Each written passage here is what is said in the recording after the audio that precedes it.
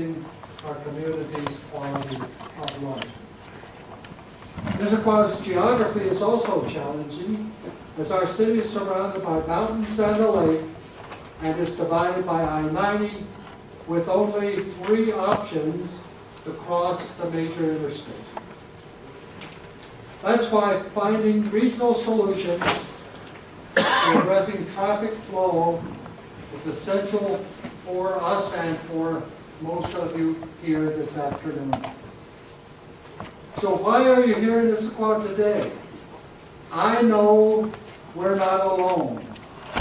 All of our citizens are suffering, and many of these headaches cross city and county borders.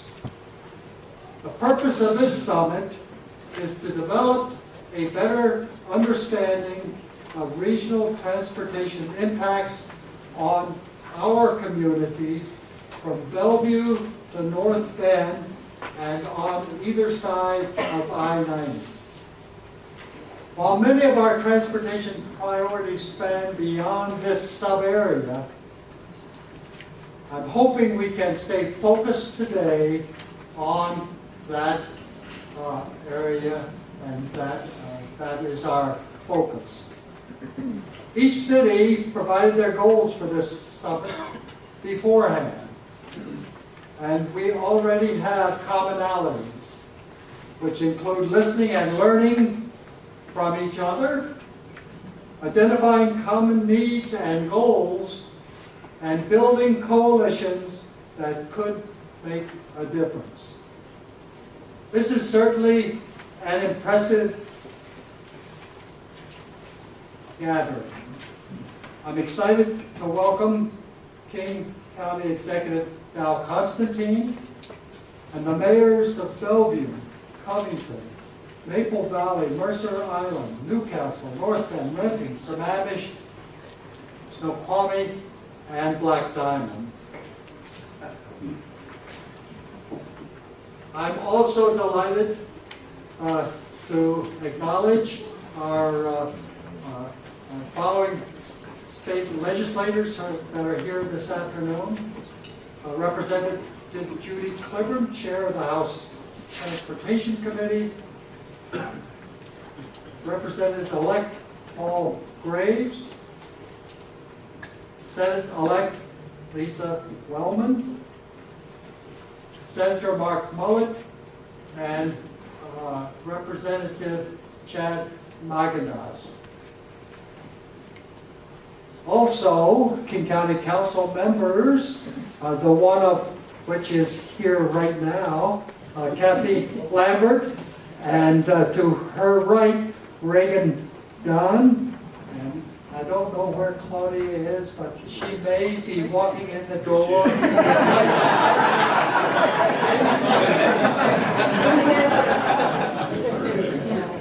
Impeccable timing.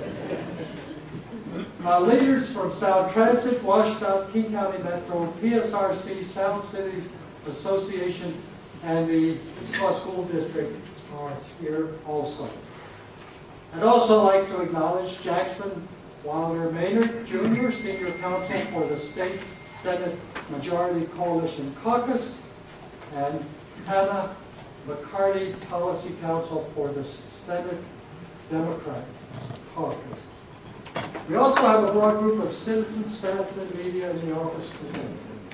Thank you all for joining us for our first Regional Transportation Summit. Years from now, I hope we can look back on this first meeting as an important turning point in addressing regional traffic flow. Later this afternoon, after we've spent some time listening and learning from each other, we'll discuss next steps. I'm hoping these steps include identifying coalitions, both large and small, that can further dive into developing solutions. I also hope we come back together for future summits to discuss progress. Before we get started, I would like to introduce John Powell, our facilitator from the Cedar River Group. He will facilitate our discussion but more importantly, keep us on task. He has the clock, and so I think I've spoken to just about everyone here and requested that when you speak, don't acknowledge that you have a microphone in your face, but keep it short, but important. We have a very full agenda today, and I would now like to introduce King County Executive General Constantine to share a few words. Well, thank you, Mayor Butler, and thank you to all of you for being here today. I really want to thank the Mayor for convening us here as we enter a new year, a new legislative session, as we are moving forward in uniting our region around the need to improve mobility. And the need is great. I don't think I need to explain that any further to anyone in this room. We have more than 260 people a day on average coming here or being born here. We have congestion growing. It's a continuing challenge. Those 260 some people mean another perhaps 100 cars on our roadways each day. We have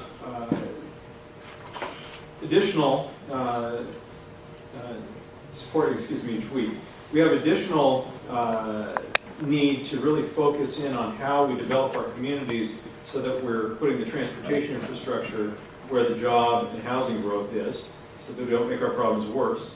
And we have, I think you'll see as you look around, a limited ability to add appreciably to the road capacity. We have just approved some transportation alternatives.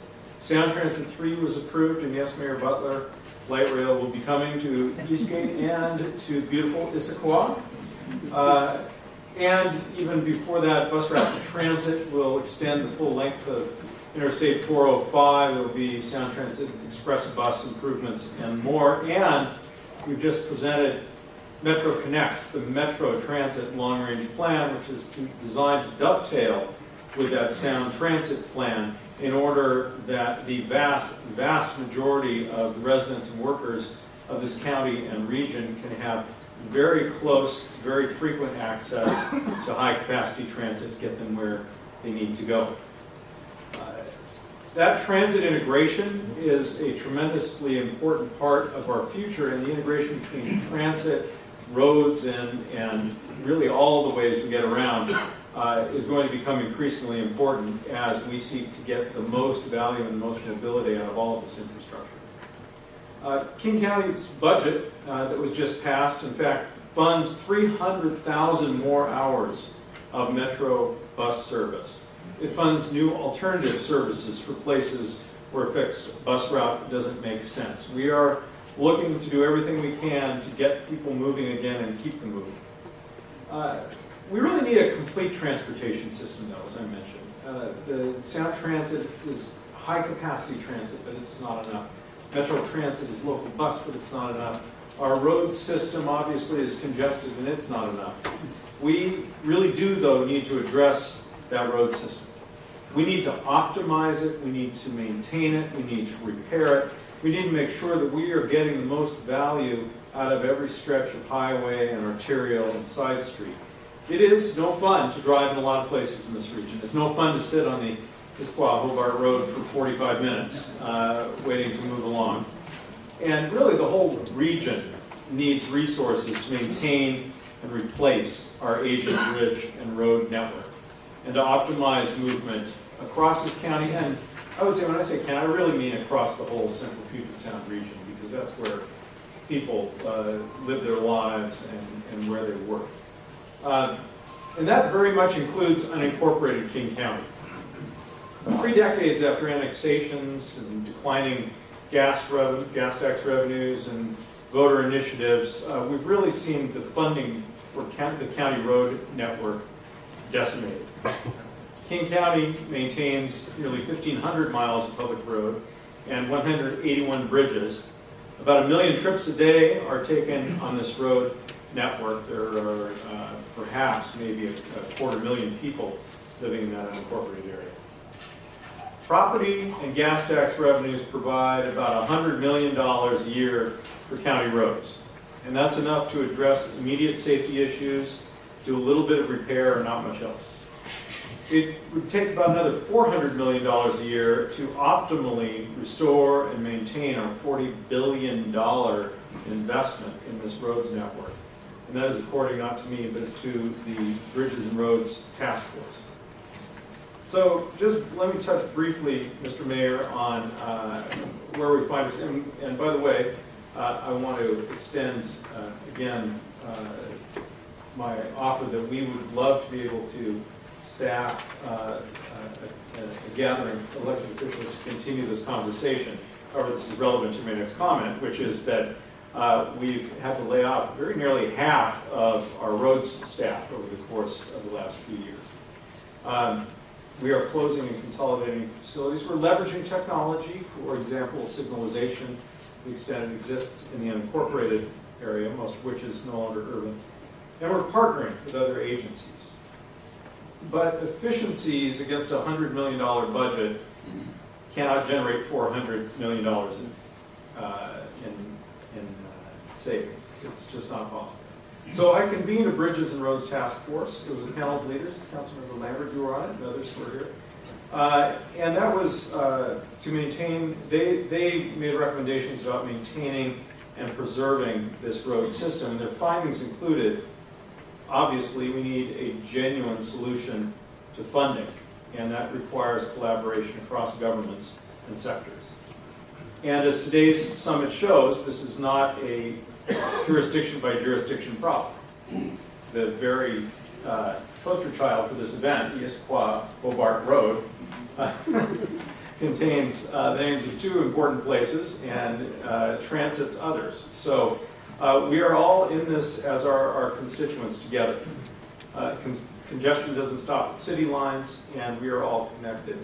So the County Roads Division wants to begin a dialogue in January with many of your city road and street experts to find out what we can do to move this conversation forward. And we want to work with cities across the county to identify a regional network of city and county roads like Issaquah Hobart or May Valley or Novelty Hill or Woodinville Duval, or regional arterials in cities that carry regional traffic.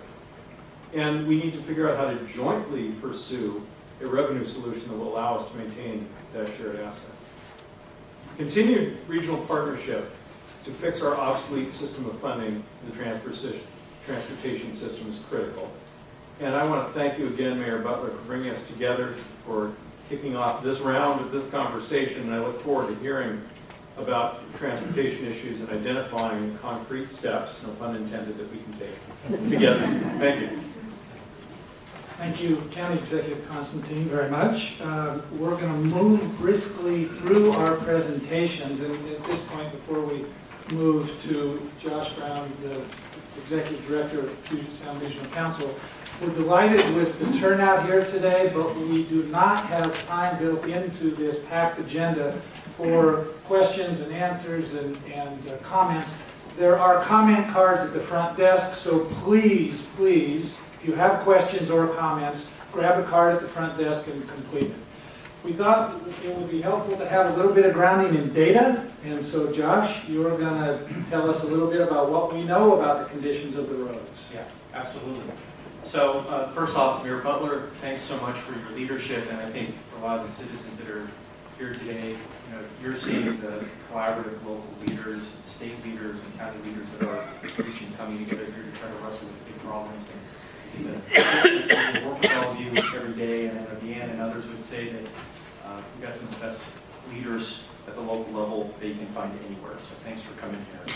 So my responsibility in a pretty short, succinct time is to try to give an overview of growth happening in the sub-area. I think it's no surprise to folks here living in a region that are recognizing the fact that we're growing very fast.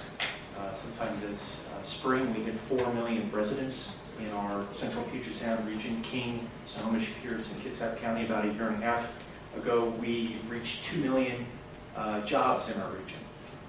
And these are some record rates. Job creation is some of the fastest job levels of increases year over year that we've seen going back to 1997, 1998. So I'm going to provide a little flavor, and we can go to the next slide, on so what's happening, if that's what's happening on a regional basis. We're growing very fast, both in terms of jobs and people.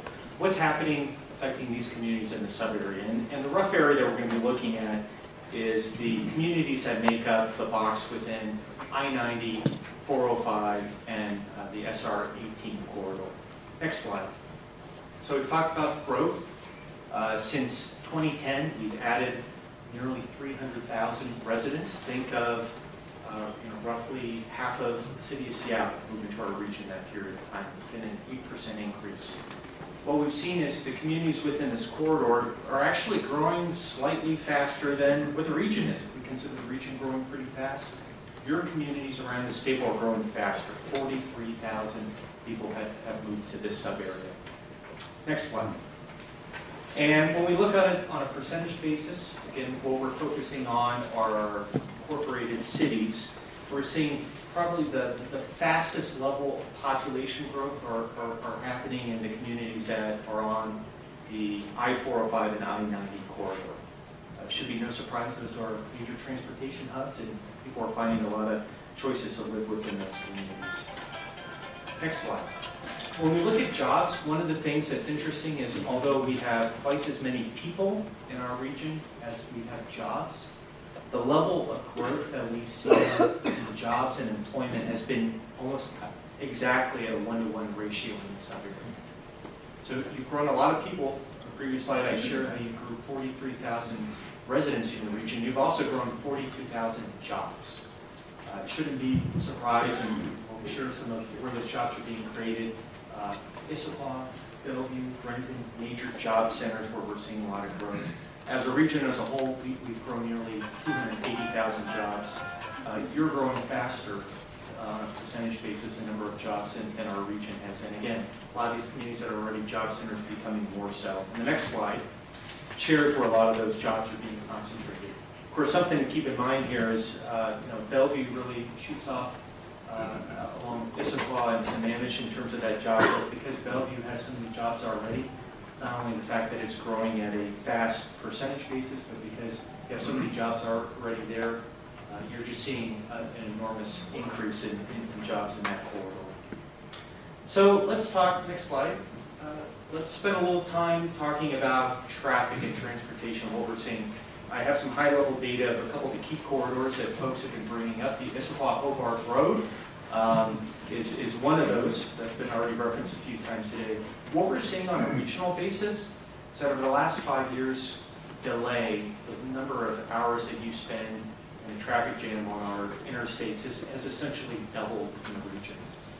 What we're also seeing, though, is record transit ridership. In fact, the last decade, we've had the fastest transit ridership growth out of any metropolitan region in the country. Over the last 5 years, on a percentage basis, transit ridership is growing twice the rate of our population rate. So we're adding a lot of people, but more and more folks are choosing transit to be able to make trips. We're going to dial in on a few of these key corridors. So next slide.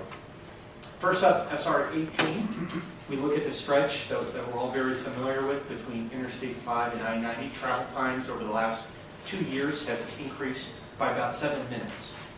The big increase is on eastbound traffic. And when we look at our regional transportation plan, one of the things I'm also going to highlight with congestion data is, in our regional transportation plan, do we have some projects identified? And if so, are those projects funded in terms of being implemented? In the case of SR-18, auxiliary lanes in the Auburn area between C Street and SR-164, we all know 164 is the off-ramp if you're going over to the White River Amphitheater. That's in our transportation plan. It's unfunded, as well as widening that corridor to 4 lanes between Issaquah-Hobart Road and I-90. Again, in our transportation plan, but unfunded. Next slide. Interstate 90 between Eastgate and SR-18. Travel times have increased by about 5 minutes in peak direction over the past 2 years. And this is actually an area where there are some projects that have been not only identified in our transportation plan, but recently funded. The Connecting Washington package is helping to fund new PQ shoulders between Eastgate and SR 900. Also, There's a westbound flyover at SR 18, which is scheduled for construction in 2024. So again, projects that are on the way. There's also some good projects, HOV direct access at SR 900, which are unfunded. Next slide. Interstate 405 between Renton and Bellevue. We're all familiar with express lanes, which came on board between Bellevue and northbound up to Interstate 5. Well, through the Connecting Washington package, adding those toll lanes from Renton to Bellevue has been funded in the Connecting Washington package, along with a really important SR 167 direct connector. We've seen travel times on this corridor increase about 6 minutes over the last 2 years. Next slide. SR 900, travel times, and this is one that's popped pretty significantly over the last 2 years, 8-minute increase. Particularly if you see in the morning commute, you'll see what had been a couple years ago, basically free flow traffic on that corridor. The last couple years, you've really seen a significant bump in the morning commute. There's a transportation project in our plan, improvements to Sunset Boulevard. I know the city of Renton is working into the design element of those. And then finally, wrapping up, everybody's favorite project to talk about, or favorite corridor to talk about, Issaquah Hobart. Actually, out of all these corridors I shared with you, the biggest increase in congestion times has happened on this corridor, 10 minutes. So it's not quite doubled what the increase in congestion has been on 405 between Renton and Bellevue, darn near close. We actually have pretty limited projects in our transportation plan to address challenges along Issaquah Hobart Road, and an executive reference, some of the reasons why. So with that, that's John. I think as quick of a flyover I can give on data and congestion, but I'm sure a lot of folks, both our board members and members of the public, have questions. We're obviously available to answer those. Great, thank you very much, Josh. And not to put you on the spot, but you'll be around here for a little bit after the meeting in case folks have questions they want to ask. So I suspect what you just said is not news to anybody. It puts data next to the anecdotal experience that everyone in this room is experiencing. Thank you for that. So, mayors and council members, your turn. Let me, I took Mayor Butler's admonition to heart. So, you each have 4.5 minutes. And I've got my little stopwatch here on my phone, and I will let you know when you are at the 4-minute mark. And if you would do your best to summarize at that point, that would be grand. We're going to work our way down the list as it appears on your agenda. So we'll start with our host, Mayor Butler, and you get the same 4.5 minutes as everyone. Absolutely, and I hope I can give some back. As far as traffic concerns, you've already heard it 2 or 3 or 4 times. The Issaquah Hobart Road, that's our most pressing regional transportation priority to address pass-through traffic between I-90 and State Route 18 via King County's Issaquah Hobart Road. As a result, congestion continues to increase along our local streets, such as Front Street and Newport Way, as vehicles travel through town to regional destinations. I-90, regional pass-through traffic Issaquah is also headed to I-90 from East Lake Sammamish Parkway, Front Street, and SR 900. We only have 3 on-off ramps here in Issaquah, which are heavily congested. State Route 900, this state route backs up during both the morning and afternoon commutes. Some of the traffic starts at the intersection of town and unincorporated King County on 164th and Southeast Bay Valley Road, as commuters are trying to head further south. Finally, the Issaquah Falls City Road, commuters are headed to and from Sammamish and farther northeast. Wow, what great modeling for efficiency. Thank you, Mayor. So I should have said as we started this, the mayors have been asked to respond to 2 questions. One is, what is their top regional transportation issue facing their community in the next 5 years? The second is, what is their top regional transportation issue facing their community by 2040? So each mayor has been given those questions, and we'll move on to Mayor Stokes. Yeah, I want to thank Mayor Butler and the city of Issaquah for convening this much-needed discussion. Let me first say that we've been feeling the pinch of regional transportation system that isn't meeting the needs just as we all have for a long time. Although some of our areas of focus may be different, we're really all in this together, and we're experiencing the same types of growth impacts in our ability to get around, including for us, particularly Bellevue to Issaquah 990 corridor and Bellevue to Renton on the 405 corridor. You really have to plan when you're going places. In Bellevue, we're heading, and our big challenge the next 5 years is to, in a major transportation construction boom. Eastlink light rail, it's underway. I-5, 405 to Renton to Bellevue, which has been meeting for a long time. East Side Rail Corridor, and the ongoing SR 520 project. Those will all be happening in the next 5 years.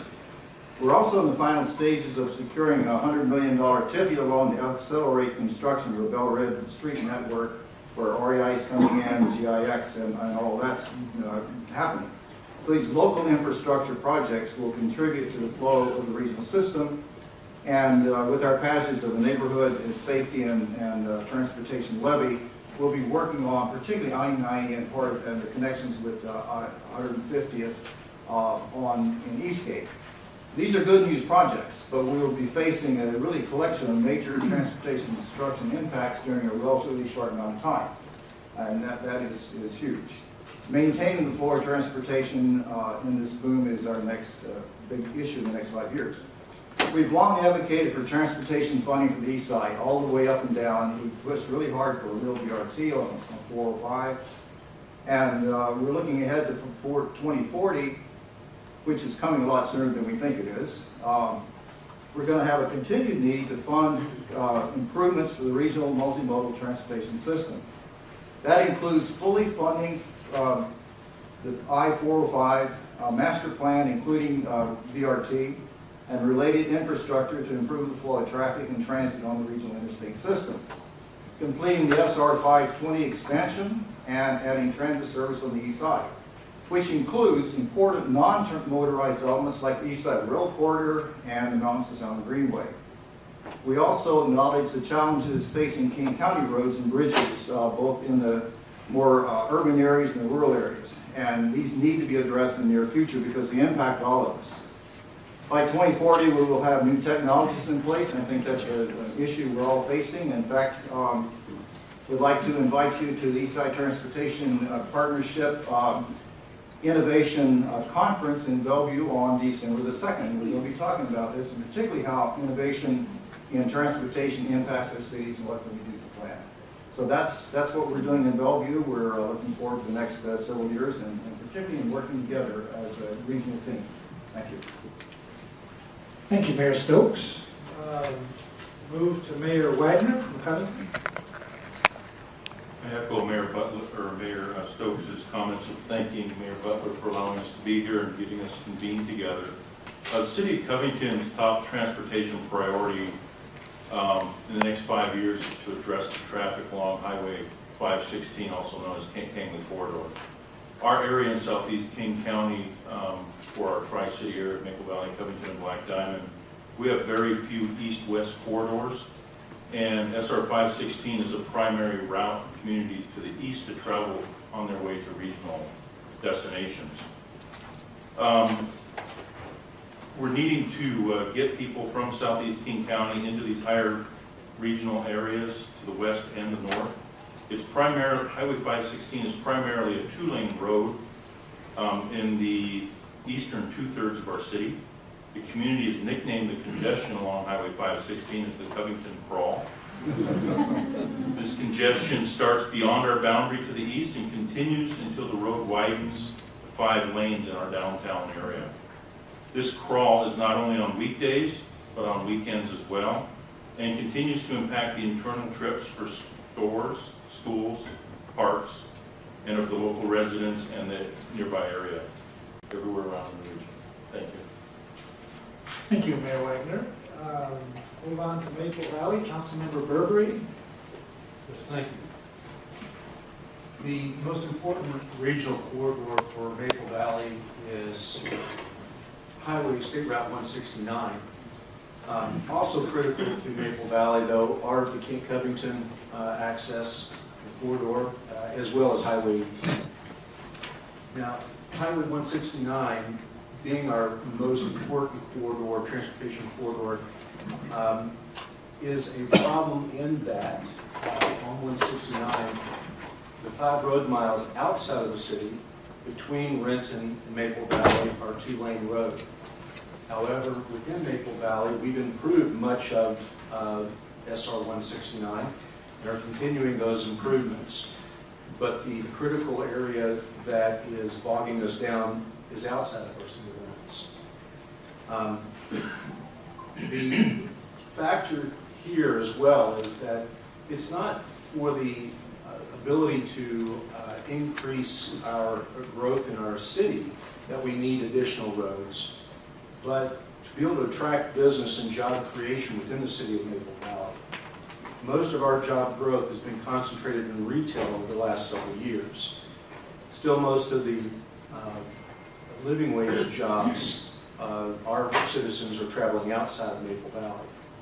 And so Maple Valley, Black Diamond, and Covington citizens and the unincorporated residents follow the path of least resistance getting to their jobs. So Hobart-Issaquah, State Route 900, and Petrovisky, and even Highway 18 to a degree become alternate routes that absorb that congestion. We see Highway 169 and 516 improvements as being a great improvement as well to some of the other local alternative routes that if we are able to build out 5 lanes on those 2 roads, that it will improve conditions on these alternate routes. In 2040, we unfortunately do not have the prospect of Sound Transit light rail coming into our community.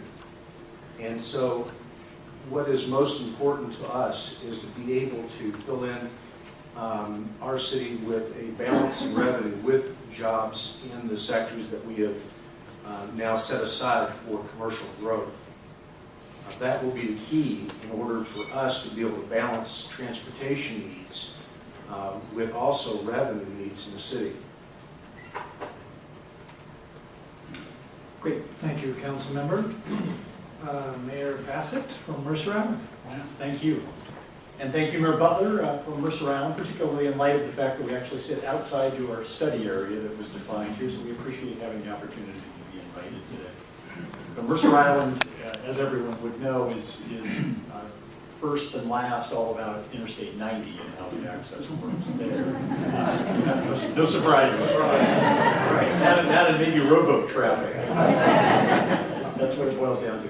Over the past few years, we've been involved in what looked like it was a Sound Transit Mercer Island negotiation about becoming a light rail and how that was going to work. But just a few months ago, things got a lot more complicated with the Federal Highway Administration deciding that they wanted to weigh in on this and complicate matters. So now it's become both a conversation with Sound Transit about how things can work, but also a conversation Sound Transit, Washita on the same side of the table as us, and Federal Highway Administration on the other side of the table, trying to figure out how we can get to an outcome that works for our city and these agencies in light of federal opinions about how things should be set up. So that's the near term that we face, and in the longer term, it's really all about how well light rail can work for our citizens, how they can access light rail well as how I-90 flows, and how light rail works for all of us, so that it's a successful way for our folks to move, even in light of the congestion that's coming. Thank you. Great, thank you, Mayor. And next, Newcastle, Mayor Crispo. Well, first off, thank you very much for hosting this, and since so many people were short, I think I've got, 15 minutes? Just to keep us back on schedule. I'd like to address a couple of things that were said earlier.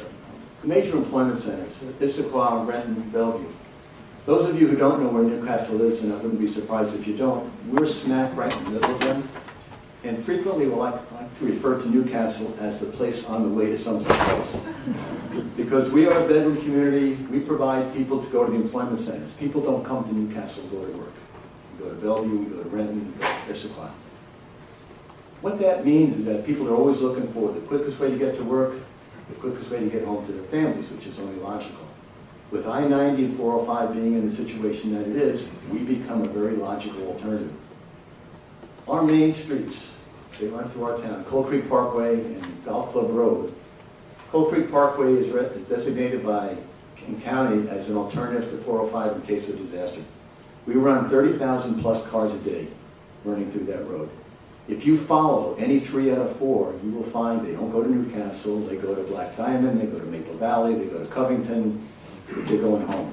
That's what they do. Good for them.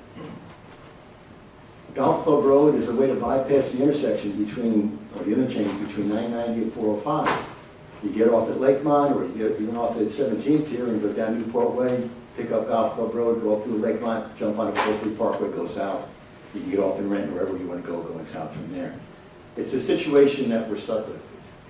What we want to see, and what's most important to us, is what can be done to give those people an alternative to driving those 2 routes. And I think any one of the cities that talks about pass-through traffic, what they're looking for is an alternative. The alternative is not necessarily more lanes on a highway, because we're geographically constrained. We all know that. We have lakes, we have mountains. They're not going to move. They are where they are. So what can we do to give people an alternative so that they don't have to take those roads that are already crowded?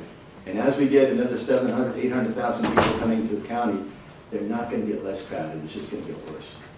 Okay? So what do we do about it? There are options. There are bus routes, express bus routes, hub and spoke kind of situations that you can look at, giving people a way to get out of their car, get in the bus, go to the park and ride, leave it there, pick it up and get home at night, and don't have to worry about driving. Read a book on the way to work, relax, have more fun in your day, right? Do that. That's the biggest concern for us. We're in the middle of everybody. We're a pass-through, wave when you go by, we're very friendly folks. But if we can find a way to get people out of their cars, to make their life better, make our life better, that's the goal that we have. I think that answers both questions. Thank you. Great, thank you, Mayor. And to my right, from North Bend, Mayor Herring. Yeah, thank you, John, and thank you, Mayor Butler, for convening us in this and asking us to be part of this, because it's a regional thing. It's very important to all of us. SR 18. And I noticed SR 18 about 2 or 2.5 years ago. I was traveling regularly to Maple Valley, and all of a sudden one day there was a mile backup onto I-90. I thought, well, that's very strange. Well, it must be just the weather or something. No, it became every day after that. And it was like overnight this happened. What happened? And we don't really know what happened, but I think that a big portion of it was people went back to work after the economic downturn. I don't know what happened, but it definitely was it is now become a concern of mine for the safety of people traveling on I-90. They come around the corner, particularly eastbound, and come across the line of cars, they're stopped. 70 miles an hour to zero, and nothing flat. There's no way you can do that.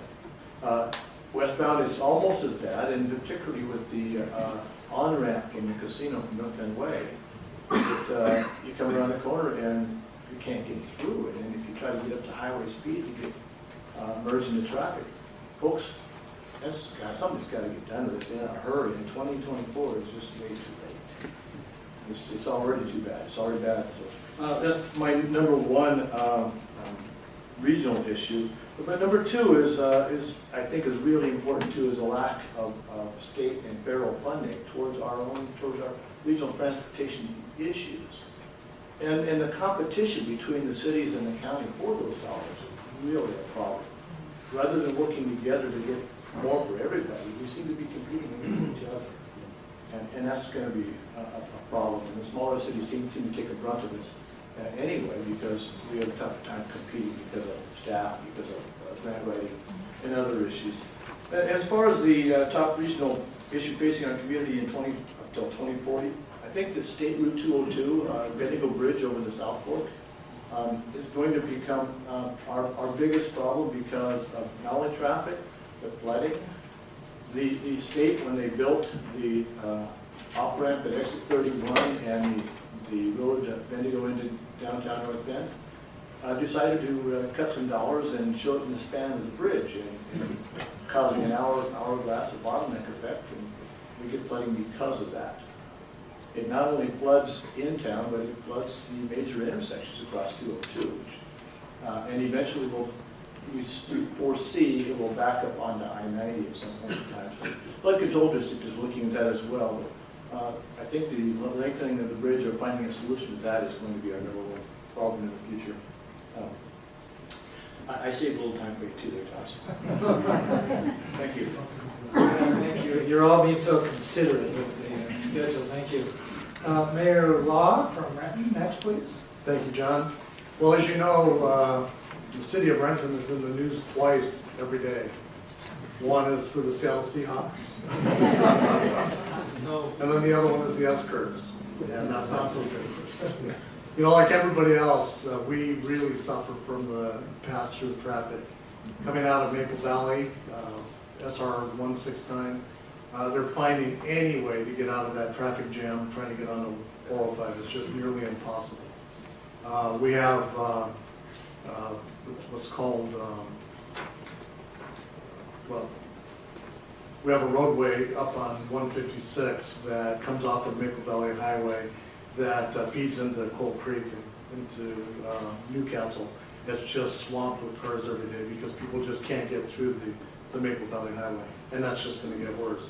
We pick up all the traffic from South King County on the east side, Auburn, Kent, Covington, and everything gets bottled up right at 167 and 405.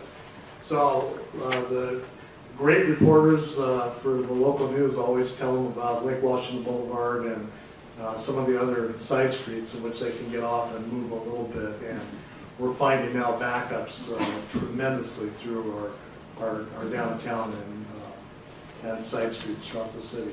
So that's probably one of our biggest issues that we're facing. We conducted a traffic origin destination study recently, and 60% of the cars traveling through our key streets during the peak hours, morning and afternoon, are not stopping in Renton, they just pass through. So it's thousands of cars every day that bottle up our streets. Looking at the 2040 scenario, actually I look at it as a 2017 scenario. We desperately as a city need more local transit. We're the 4th largest city in King County, and we have the 3rd largest target area for growth. And so I'm working with the executive and Sound Transit to figure out how we can address our transit needs. But transit is a big deal for us now. With BRT coming on one of these days, that'll be a big help. But obviously the congestion at 167 and 405 is going to take a lot of money, and it's just a huge bottleneck for the whole region. Thank you, Mayor. Sammamish, Mayor Duran. Thank you. Chair. Chair, that's okay. To make it worse, I even asked Mayor Butler for the correct pronunciation, so my apologies, I'm sorry. Well, the name is a part of speech, actually.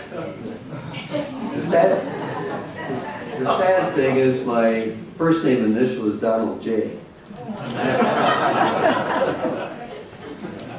Thanks, Mayor. I've got all this credit. That explains it. Thank you, Fred, for convening this discussion. The city of Sammamish is, actually, you look at the map, it's basically an island surrounded by the other cities of the east side here and rural King County. We have 4,000 Microsofties that want to get to work in the morning, and they have to go through Redmond. The problem with that is they have to go to SR 202, and then all the congestion happens on the choke point in Redmond, and there's no HOV.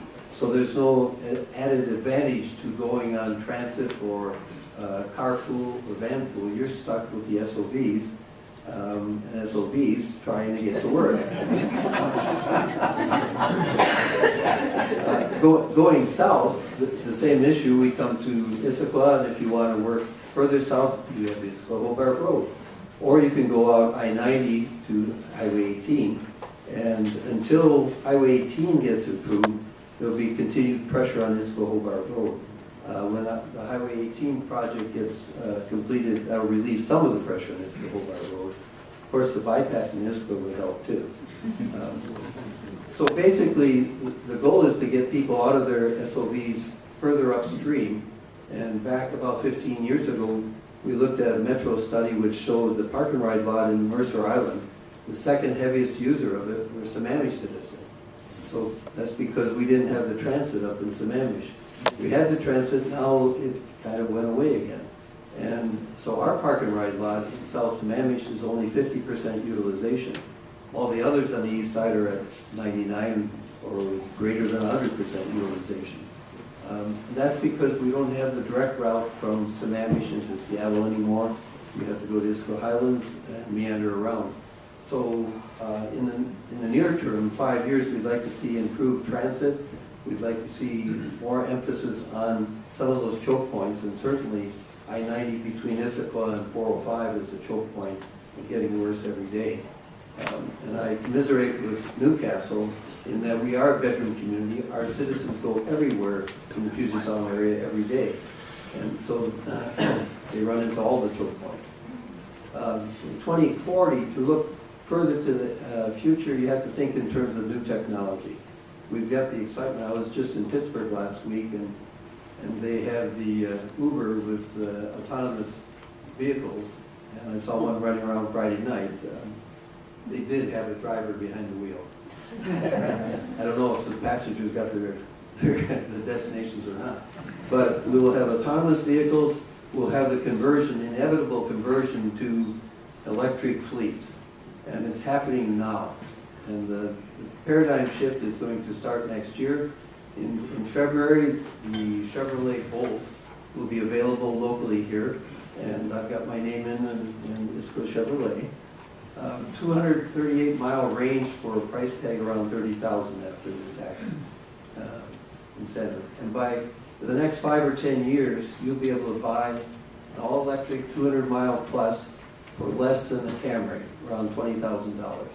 So the complete conversion will happen, and with it will be the loss of gas tax revenue. So the next thing is, what do you do about that? And that's converting from gas tax to road usage charge. And we have a pilot program starting this year. The state is working on it. Representative Clifford knows about it. She's on the steering committee with me. 4 minutes, Mr. Mayor. Okay. Hey, first warning.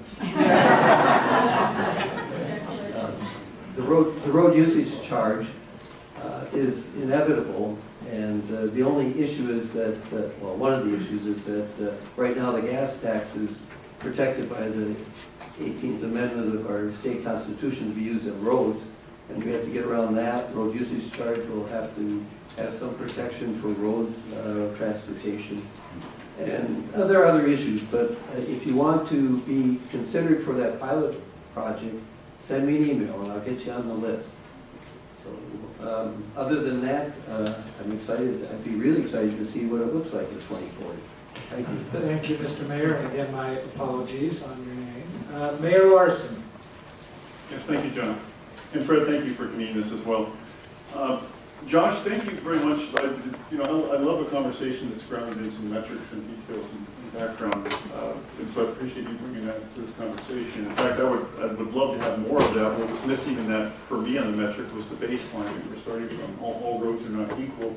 Some are starting from maybe a level of service of B or C, and then having that 5-minute added to the drive times. Others are starting from a level of F and going up to 5 or 6 more minutes. So big difference in terms of just the road failure you see there, and I think that would illustrate that more and would be more helpful to inform our conversation. Along those lines, again, purely out of anecdotal conjecture and lacking details, I would speculate that SR18 is at a level F. It's already in failure, and you noted that Mayor Hearing mentioned that we were all ecstatic when there was $150 million put into some of the first phases of the interchange out there in I-19 SR18.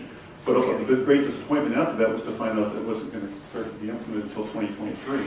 Today's the first time now reading the details before me here that it was the design phase to start in 2023. Operational completion would be in 2028. 12 years from now on a piece of infrastructure that's largely failing now.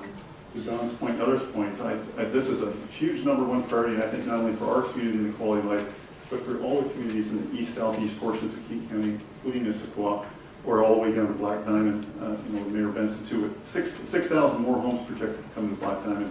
The SR 18 is effectively a 605 for the east side, it acts as that north-south transportation corridor to move people up to those other corridors like the 90 and move them eastward.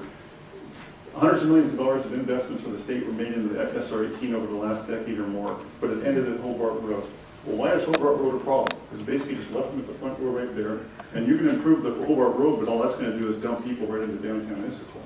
So even Issaquah, I think, has the vested interest to make sure to keep those people moving north and then down to 90. Better to have more of the congestion we then tackle with on the 90 than further. But again, I would love to have more metrics and detail on that. What is the big threat? The ports, I think, have a investment in this piece of infrastructure too. With the merging of the two ports and the Port of Tacoma and even the Port of Seattle, with Kent being the main distribution, one of the biggest distribution centers in the country, a lot of the material coming through the ports both come up the SR 18.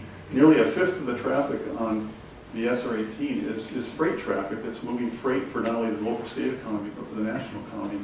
And it's instrumental to our trade. It affects the quality of life for all our communities.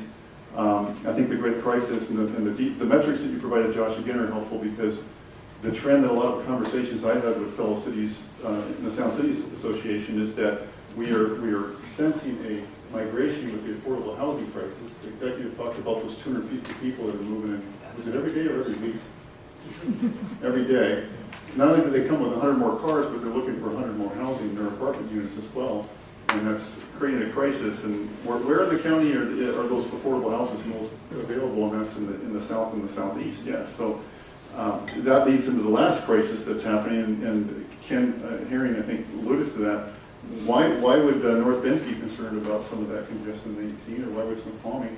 And it's because that's, with our lacking some affordable housing in our communities, our biggest place for a lot of our service sector employees would find a place that's affordable to live would be down in southeast King County. They need to get up the 18 to that corridor to get their jobs. I've had numerous businesses coming to me saying, I can't find employees because they're quitting and they're moving back down, or they're finding jobs in the south end because they're tired of waiting for an hour in the congestion. So it's having a real profound effect. It alarms me that we don't have a solution until 2028. The last point I'll make on that. 4 minutes, Mayor. 4 minutes?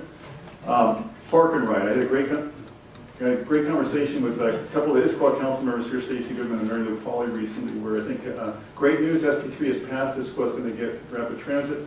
Maybe the dark side of that for Issaquah is I don't think Issaquah wants to turn half of its downtown into a massive structured parking garage if we don't find ways to feed people from Snoqualmie, North Bend, Naples Valley into that transit center downtown Issaquah and have other park and rides out on those farther reaches and investments there. We often get pushback to say, well, you got to go with Metro, but we don't have enough density for that. We have to create artificial densities. And lastly, when we did Snoqualmie Ridge Mass Planning Community, we often embarked on getting consultants in to do extensive traffic modeling. And it's amazing what they can do these days. You have actually animated traffic modeling. You say, if we do an improvement here or widen this road, do it that there, let's stop the conjecture. Let's actually see where, if we invested dollars in Hobart, 18, or wherever, how would the regional traffic change depending on those investments?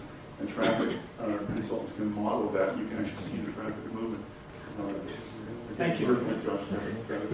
I know, thank you, Mayor Larson. I know County Executive Constantine has to leave, so thank you very much, Mr. Executive, for being with us today.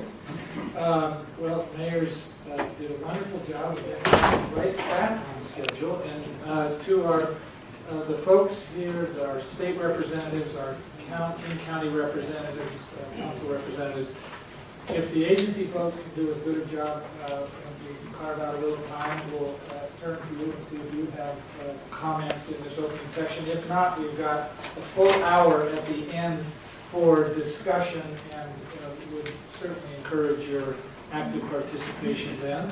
So we're going to start with our agency perspectives, and at least the first several, I think, are going to be presentations about given the concerns about choke points, pass-through traffic, what are some of the planning projects and capital projects that are either underway or planned? We'll start with the Washington State Department of Transportation and Amy Scott. Thank you, Amy. Thank you. And thank you, Mayor Butler, for pulling this together and for inviting WashDOT to the table. And thanks to all of the elected representatives who are here today and who are really putting your thought and your energy into making the region work better. I have quite a list. I don't know if this is my homework assignment or a check. I'm gonna try to work on both. And Amy, my apologies, I should have said you all have the same time constraints. I'll let you know so that long list needs to be squeezed into about 4 minutes. Absolutely. Okay. So, WashDOT is excited that we have some resources to bring to the table here. With the leadership of the state legislature, the governor, and frankly, the elected folks from the region who insisted on a robust multimodal transportation package, we are in a position now of starting to deliver on some of these regional needs. And so, for those of you with the agenda packet, if you look on page 58, there's the list of about 30 projects just in this sub-area that are funded under Connecting Washington. And so we do have $1.6 billion of the state package coming just into this sub-area to get at some of these issues. And these are highway projects, they're stormwater retrofit, they're multimodal, they're operational improvements. And so we do have a lot of work that we're getting ready to start, and therein lies one of our primary near-term challenges at WashDOT, and that is in coordinating all of this work. Not only do we need to coordinate it with some of the larger regional packages that you will hear about from Sound Transit and King County, we also need to coordinate with every single jurisdiction because we want to make sure that the state projects and the local projects aren't bumping into one another. I just want to give a shout out to our brilliant regional administrator, Lorena Ng, who is here. She and I were just having a conversation about how one of WashDOT's lane closures on an east-west segment of road here in Issaquah was going to be timed at a moment where Issaquah had a local project and they needed some lane closures for an east-west segment. And we're just not going to do that to you. We're trying to bring improvements to your areas, not have all of the construction make matters worse. And so my challenge here is there's about 15 of you and there's one of Lorena, but we need a really good two-way dialogue so that we understand the timelines of all of your local construction and you understand the timelines of all of our state construction so that we can sequence this all, so that we are providing relief to the citizens without shutting down all their alternate routes. And so that's our near-term challenge. Our longer-term challenge is the needs are still great. And the list that we have, this is being held at a good time because we're all going to start to pour our ideas over into the Puget Sound Regional Council's long-range plan update. And when I look at just the list of the state projects that WashDOT has worked with communities and identified needs on I-90, on 169, when you add that up, even the $1.6 billion that was funded in the Connecting Washington, there's still about $6 billion worth of needs. And so how do we get at that? Well, there's really only two things you can do. You grow the funding or you reduce the cost of the projects. And so I'm going to leave that first assignment to the elected officials. But on trying to reduce the cost of the projects, that is something that WashDOT is working on. We have a way of doing business now called Practical Solutions, where we're saying, we do have brilliant highway engineers. And when a community needs a new interchange or a new lane or a widening, we can design the most amazing, most expensive version of that project. Or we could try to give you something like hard shoulder running, which could bring a benefit in the very near term to your community. And so, and you folks know this, a lot of the work that this region came together on the I-90 corridor study, there were some hard shoulder running projects in that study, and they are now some of the projects that the legislature is funding in the Connecting Washington package. And so when we put our heads together, we can come up with some practical, nearer-term solutions so that we're solving these problems without breaking the bank. And so that really is our longer-term solution. How do we bring the cost down on these projects and work with you all to deliver on what you need? Right, 4 minutes. Thank you. Thank you. I mean, my apologies, I didn't appropriately introduce you as Assistant Secretary at Washington State Department of Transportation. Next, from King County Metro. I come from places like Amazon.com and higher education administration, where I ran large segments of the organization in trying to deliver service. And first and foremost, that's what I want to make sure that King County Metro Transit is known for, delivering effective service, not just to the region, but to individual customers. So I hope that you will understand a new and refreshed customer perspective coming out of King County Metro. Second, one of the things that has made me successful over the tenure of my career is building effective partnerships. And I think that it's very clear that no one agency, no one city, no one jurisdiction can possibly go this alone. And Metro has to be not only a truly effective partner in each and everything that we do, but we have to extend that service ethic to the partnership. We have to make that partnership even more effective. We have to bring our resources into the discussion at the table and truly be one of the outstanding partners in every conversation, whether that's with a large city, with a small city, with a great organization like Sound Transit, or a growing segment of the transportation arena like Uber and Lyft. So the other thing I will say is it is incredibly liberating to be part of King County at this time. King County Metro has in its pocket the resources to be very successful. It has Metro Connects as a long-range plan that helps guide our future vision and sets us on a course to really become an effective organization at implementing the work that must be done by the transit agency to make the region's mobility work. So we have many things in the hopper ready to go. The King County Council last week, we're very pleased, passed our budget, very thankful for that, and that carries with it immediate investments in service that are going to begin to impact the east side, many of the jurisdictions that all of you represent. It puts us in a position to begin thinking a bit longer term, even in the near term. So longer term in the near term, meaning we're going to start building more bus rapid transit, looking at immediately at corridors where we can make those recognizable improvements. One of the things that I will always bring to the discussion is how are we expanding our system and making it safe for all of our passengers, the infrastructure that we provide. If we don't build a safe system, if we don't continue to enrich that system to be safe, then we're not going to be nearly what we need to be in 5 years, 20 years, whatever it may be. We have lots of big ideas and investments, partnering with Sound Transit and many of you. We're going to be looking at investing in key corridors in an effort to make our buses move more quickly while other solutions come into play. We'll be looking to expand park and ride capacity, again partnering with Sound Transit, looking to create more parking spaces, looking to make other investments that improve the other elements of mobility, whether it's pedestrian access or bicycle access along all the corridors we travel. And then as the light rail system continues to expand, we want to look at how we take that increased ridership and the freed up bus resources to make it more effective to get to either the rapid transit or to the rail lines as they continue to expand. 4-minute drop. Thank you. Mayor Butler promised me an hour.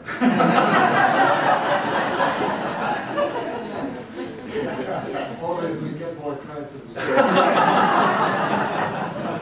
So my final point is really to say that between services and partnership, we don't want to be the Metro that we've always known to be.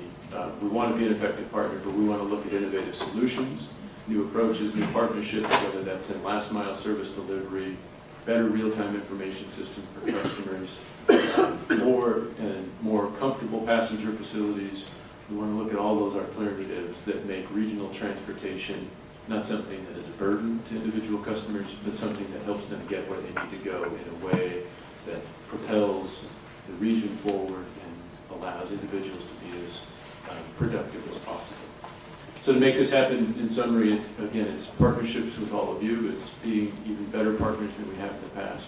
It's leveraging the long-term vision of Metro Connects, but it's also keeping our eye on the ball right now, delivering the most meaningful service that we can to our customers, and doing it in a way that is always safe and reliable, so that that doesn't become the big hassle. Safe and reliable should be a given, and that's what I want Metro Transit to be.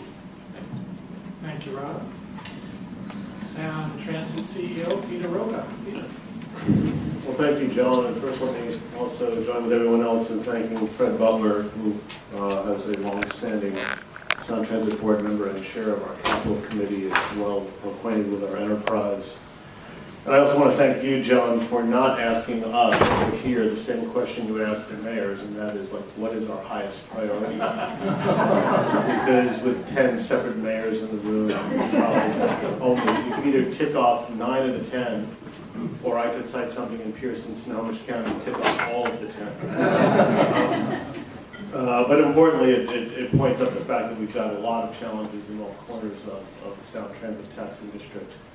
And thankfully, as a result of the good work in the legislature in allowing us to go to the voters, and then through the beneficence and vision of the voters 2 weeks ago, we now have a Sound Transit Committee plan that's enacted that enables us to make some real progress. And as I've described, it's sort of to keep rolling beyond Bellevue and beyond Kent Des Moines and beyond Linwood to actually connect the whole region with a 116-mile light rail network. That said, as has been pointed out this morning, it's going to take a very long time. The gentleman over there talked about his disappointment in a project taking 12 years. And I turned to Rob and I said, like, that's not very long where I come from. But that's sort of the unfortunate reality of when you're starting from scratch and then needing to design and vision and get community consensus and get shovels in the ground and get service up and running in a safe and reliable manner. Because my priority is the same as Rob. I will just have more rail and bus. Critically important, and if I was to emphasize one thing, it's the partnerships that I'm going to have with the two parties to my right. If you really want to judge how well we're doing, judge us on how well we're partnering, because we are really joined at the hip here and probably should be seeing more of each other than we do of our spouses. I mean, I-405. Fortunately, Rob and I live like 6 blocks apart. And I know Amy's spouse, so it doesn't really matter. Importantly, the I-405 BRT is, while officially a Sound Transit project, we can't move a pebble without WashDOT's partnership in that. It's an interstate highway. We're going to do a great deal of work, not just on 405 BRT. We literally need to move segments of the interstate to make that as effective, and that is in the plan and funded. But we also committed to try and deliver it within 8 years. So we are going to hit the ground running on something like that. Similarly, and just as importantly, as many of you know, we opened up U-Link this year and saw light ridership spike 80%, frankly, beyond what we had planned for. It's the problem we want to have. But a very critically important part of that was working with King County Metro in how they redeployed bus hours and bus service to feed into the rail network. Now, superimpose that on the east side. We are building to Bellevue. We are building to Mercer Island. On our way to Bellevue, we will get to Overlake. We will get to downtown Redmond. We will eventually, toward the end of the plan, be able to connect South Kirkland through Bellevue out to Issaquah. What is the bus service like that's feeding people into that light rail network? What do the connections look like? And respectfully to all the impacted mayors, how are you helping us facilitate that bus rail connection in your downtown to maximize mobility for the entire region? That's going to be critically important. Because just as you have identified that we have a road network out here that is not performing and it's suboptimal and will take time to fix it, we now have an opportunity for a historical level of investment, and we needed to get it right, and we need to have some vision, and that's going to involve some facilitation and some flexibility on local communities to understand that they're going to be an important bus-rail connection. And we need a cooperative partner on the other side of the table to help make all that happen. 4 minutes, Peter. Okay. Well, I'm going to sort of leave it at that. I can go on and all the things that are in the ST3 plan, and we're obviously very excited to make it happen. But The only thing I would add is everything I just said about bus rail connections is also true about the conundrum of parking. We have additional parking in the plan here in Issaquah, in Sammamish, and other places, but we need the cooperation of the communities to maximize the impact of that. So, to Mayor Jaron's point, he has underutilized parking when we have a critical need for parking in other places.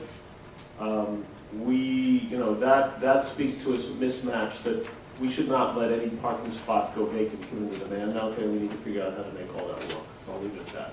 Thank you. Thank you very much. Deanna Dawson, Executive Director of Sound Cities Association. Deanna, give us your perspective, please. Thanks so much, and I want to thank not just Mayor Butler for bringing us here, but also the members of the Issaquah City Council, because I know he's getting the FaceTime and the actors, and I know that the Issaquah City Council also had a lot to do with convening this meeting, and your leadership is really very much appreciated, so thanks to all of you. For those of you who don't know what the Sound Cities Association is, we represent 37 cities and over 1 million people here in King County, including all the cities here at this table, including Bellevue, our most recent member. So we're really happy to be here at this table because we're all about regional collaboration, and so we're excited to be a part of this discussion. We could be having a meeting like this in the South End with Algona and Auburn and Kent and hearing very similar things. We could be having a meeting like this in the North End with Lake Forest Park and Shoreline and Kenmore and hearing very similar things. We hear it every month at our Public Issues Committee. Mayor Crispo every month talks about pass-through traffic. He's very much making sure that that voice is heard. We need to really understand that, and I think everyone at this table in this room does, this is not just a city-by-city issue, this is not just a county roads funding issue, it's not just a state highway issue, this is a regional issue that we all need to be working on together, and we can't do it jurisdiction by jurisdiction, we need to do it in a regional fashion, because these issues do cross jurisdictional boundaries. We've heard almost every mayor here at the table say, and the traffic is bad in my city, it starts outside my city, right? So everybody's traffic is passing through everybody else's cities. We also heard cities talking about the fact, we heard Mayor Wagner saying that the city of Covington is helping fund a state route highway that runs through their city. And so we have cities that are not just paying for their own city roads, they're paying for other jurisdictions' roads, and those dollars are competing with public safety dollars, with parks dollars, because which city here isn't using their general fund dollars to also help supplement their own roads budget in their cities? This is a crisis in terms of funding, in terms of prioritization within this region that our cities are facing, and the county's facing too. And as you heard from some of the mayors earlier, too often this is an issue, Mayor Deering said this, where we're sort of battling against the county for funding dollars, when we really need to be looking at this on a regional basis and agreeing that we have a joint shared issue with our regional roads. And that one's not going to pay for the other. We need to look at funding sources collectively on this, because it's not fair for one jurisdiction to be paying the full brunt of this when it is a lot of pass-through traffic, and it's not just their residents that are using their roads. So one of the things that Executive Constantine alluded to earlier in the conversation was this idea of having staff get together from the county and from cities, so city public works directors and county road staff, and trying to come up with some solutions and really putting together some data to understand what the big picture is. Because I think these meetings of elected officials are really important, but as we heard earlier, having some data tied to the anecdotes also makes the picture that much clearer and makes those conversations among the elected officials that much richer. And so I'm looking forward to helping convene those meetings in the next couple of months here so that we can have future gatherings of the elected officials in the region once we better understand the data to talk about what are our priorities in the regional road network and what are some of the solutions that we can come up with there.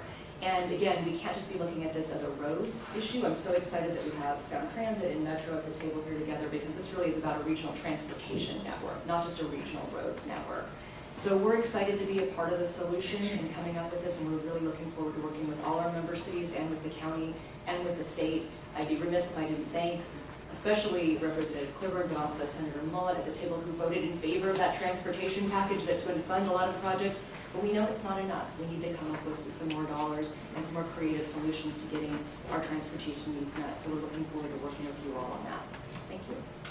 Thank you, Deanna. Before we get to our final speaker for this section, I know Mayor Wah, you had said you were going to need to leave, so you may get up at some point. And welcome Mayor Kelly from Pleasant Valley. Mario Cardenas. Thank you for coming.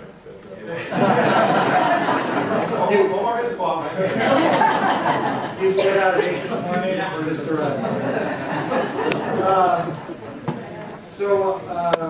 next we will hear from Ron Beeley, the superintendent of the Issaquah School District. Ron, please. Thank you, and I'd also like to thank Mayor Butler and really all of our municipal partners, and I'd like to thank you for including the Issaquah School District, and I'll kind of speak, and some of the things that I'll speak to, I'm sure, are common of other school districts. School districts, we overlay over the top of cities. We have 5 municipalities in our school district, and I wanted to just share with you some of the issues that are coming up as a result of traffic. I should also tell you that I was born and raised in the Black Diamond area. I made the commute from Maple Valley into Issaquah for 12 years down the infamous Hobart-Issaquah Road, so I know it very, very well. What's happening as a result of traffic, some of the impacts in our school district are, one, it's actually preventing us from being able to implement some of the innovative things that we would like to do. At least it's hampering that. And what do I mean by that? There's a lot of discussion about bell times and the appropriate times to start school. We have to consider the traffic in that. Choice programs and the ability of us to be able to move students around so that they can take advantage of programs that we offer in different parts of the school system. Internships and work settings. We need to be able to move kids around and take advantage of some of these things. But of a bigger concern for me right now is what's happening in terms of employment. We're the second largest employer in this area. We have approximately 2,500 employees in our school system. And I've been here, this is my 16th year. And it used to be when folks came, because we do have very high cost of housing in a lot of our classified jobs and beginning teachers, it's difficult for them to afford to live here. And I was one of those. And we often went east or we went south and we had affordable housing, and I've heard some of the mayors speak about that, and it worked out fine when it was a half-an-hour commute to get in. As you can see from the data, those commutes are getting longer and longer, and what we're finding is people are just not willing to live in Auburn and commute to Issaquah anymore.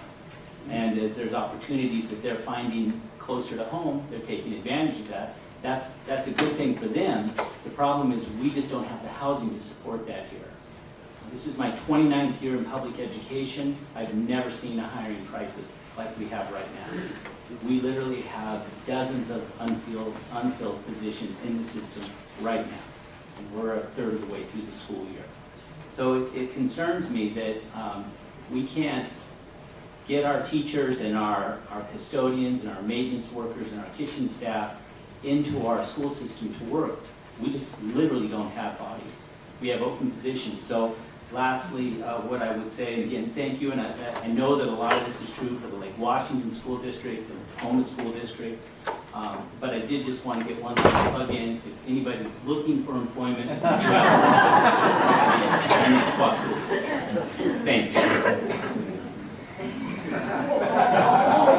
Thank you. Well, you know we take you, Chad.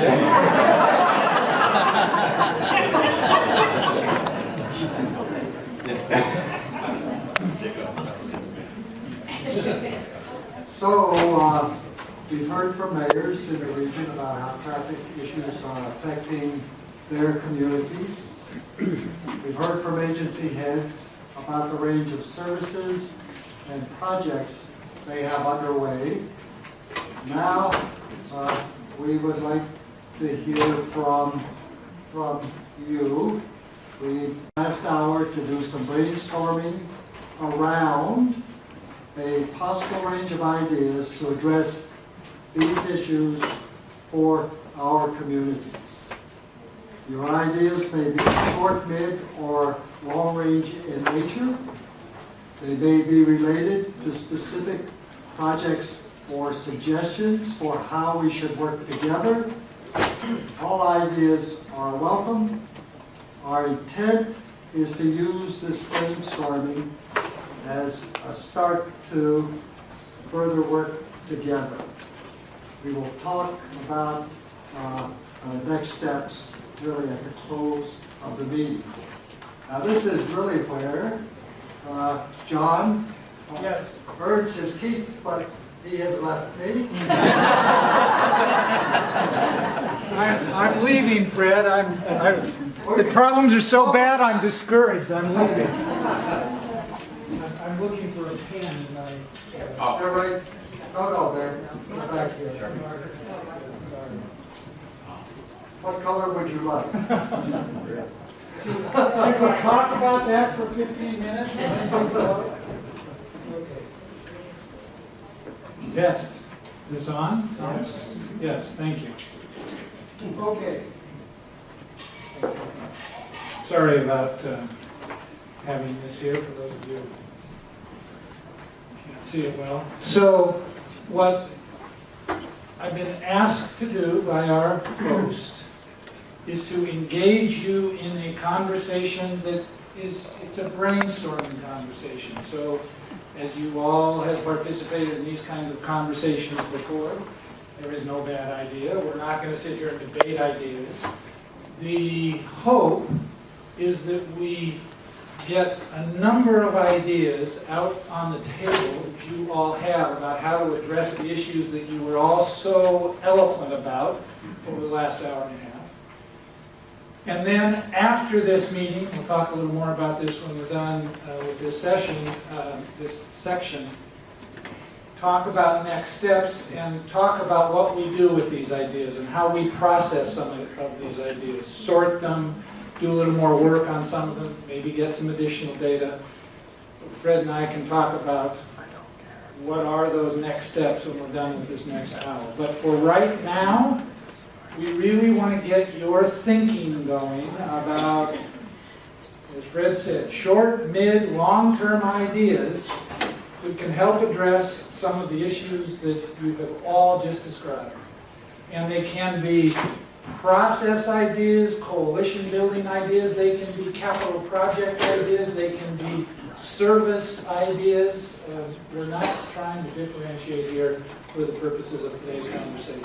So, yes, Councilmember Dunn. Ray Dunn, the unincorporated roads levy is at a statutory maximum now because of annexations and incorporations. So even if we wanted to, we cannot legally increase that amount. As you know, we have something like $160 million a year shortfall in any kind of anything. Depends, if you're just talking maintenance or required increased capacity. So, in my judgment anyway, the community needs to get together and provide the legislature with the support that they need to give us the tools to fix that problem. And, I would be willing to support the tax increase if necessary to make sure that our roads are in disrepair. Issaquah Road is a huge example of it. It's not just trying to connect cities and people cheating to get somewhere quicker. Those are humans that live out there. And we got to make sure that they can get somewhere more quickly. And so the discussion needs to be, in my judgment, give the tools to the legislature so they can do their job. The other thing is, I think we've got to be really careful about using road funding and particularly concurrency to stop growth. I don't think that's necessarily getting to the right result. We want to control growth, use zoning, use density models, but we got to figure out a way to improve our infrastructure because it's not just a problem here in Washington State, it's all across the country. In fact, it's very bad back east. But if we want to be forward-thinking and get it done, I think we need to get behind our legislators and get a package that works not only for unincorporated, but for the city. Great. Good way to start off. Yes, Senator Mullin. So, I know when we did the transportation package last year, there was a lot of discussion about the mix between how much you issue bonds for and how much you pay as you go in terms of cash versus debt. And we've heard a lot today about the interchange, and I'm just trying to understand, I guess, the question of can we tweak that debt versus cash, pay as you go formula to try to get the interchange funded in a time that's going to meet the demands of what we're hearing in the room today. And I think that'll be something to try to figure out before we start our session in January. Just make sure I get my note right. You're next, Councilman Lambert. but look at the debt to cash balance as a potential opportunity to speed up projects. Got it. So adding on to that, looking at, I know the state had for a while a bonding capacity that they were getting to the maximum. Maybe some of the cities have some bonding capacity that we could loan to that project, but not, have the money to pay for it, but at least add some of the bonding capacity to the cities.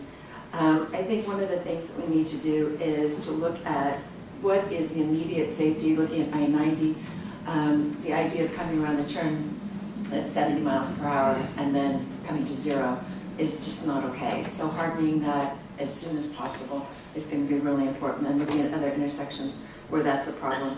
I agree with what Councilmember Dunn said a minute ago about the money and looking at some sources of money.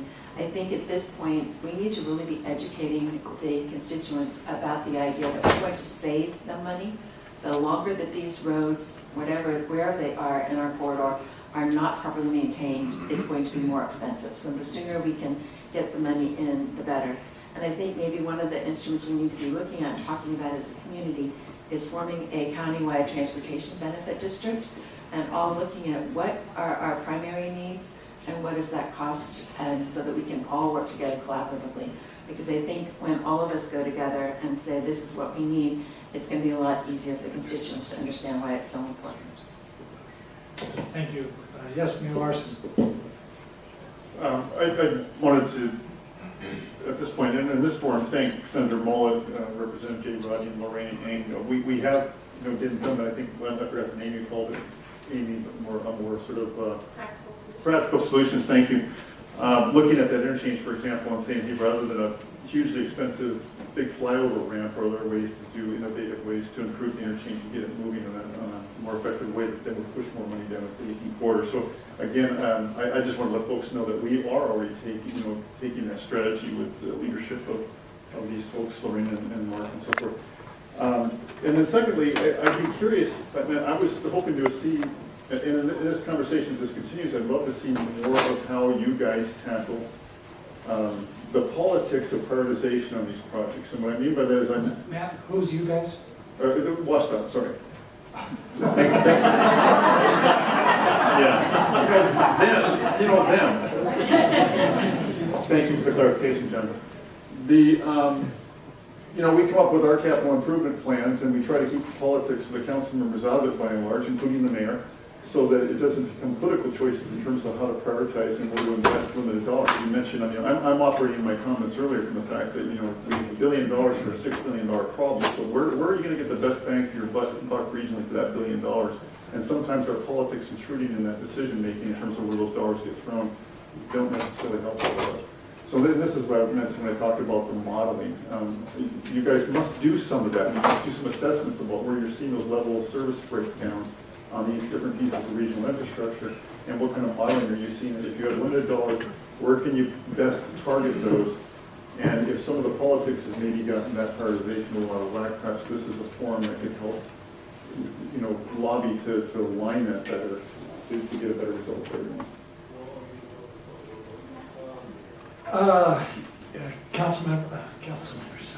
Representative Cliburn, then Councilmember Balducci, and before Representative Cliburn, Amy, anything you want to say? We don't need to get into a long conversation about prioritization.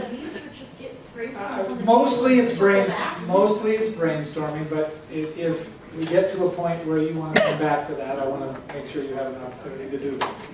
Representative Cliburn, I'm sorry. Thank you. And I'm going to ask for a little leeway here because I didn't have a chance to say some of the things that I would have said before we were putting things down on paper, but I have a little bit of perspective, and I will get to the answer about politics, which Amy cannot answer. Or wouldn't dare.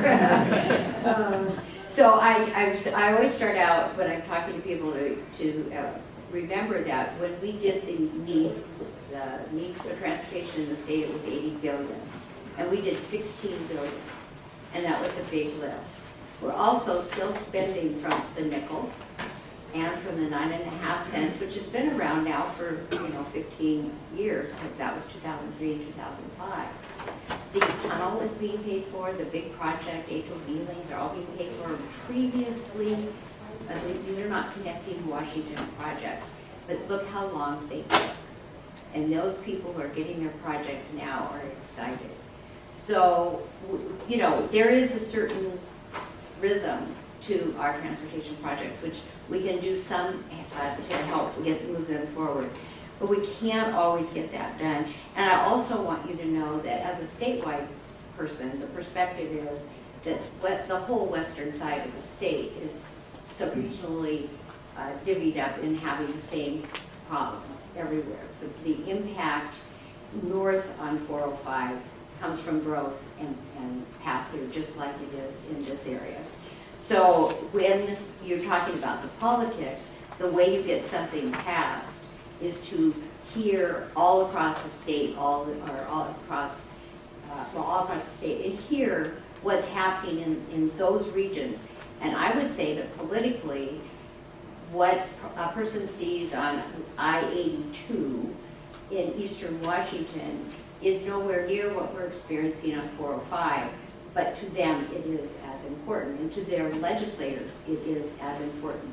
So you must, by just the nature of the politics, have projects that don't meet all the needs of the Central Puget Sound region when you pass any statewide package. So what is the answer? I don't have the answers, but I will have some things for us to think about as to where new revenue might be coming. And most of it is going to be targeted here.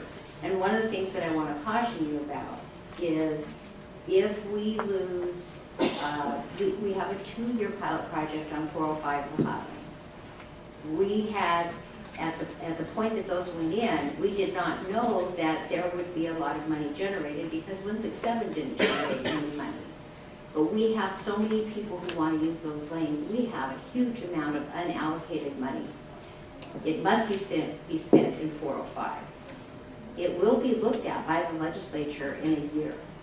If it is eliminated, all that money is right now slated to go into congestion, new lanes on 405, and congestion problems on 405. If it goes away, then that money goes with it, and those projects will fall into all the other line of new projects that are needed.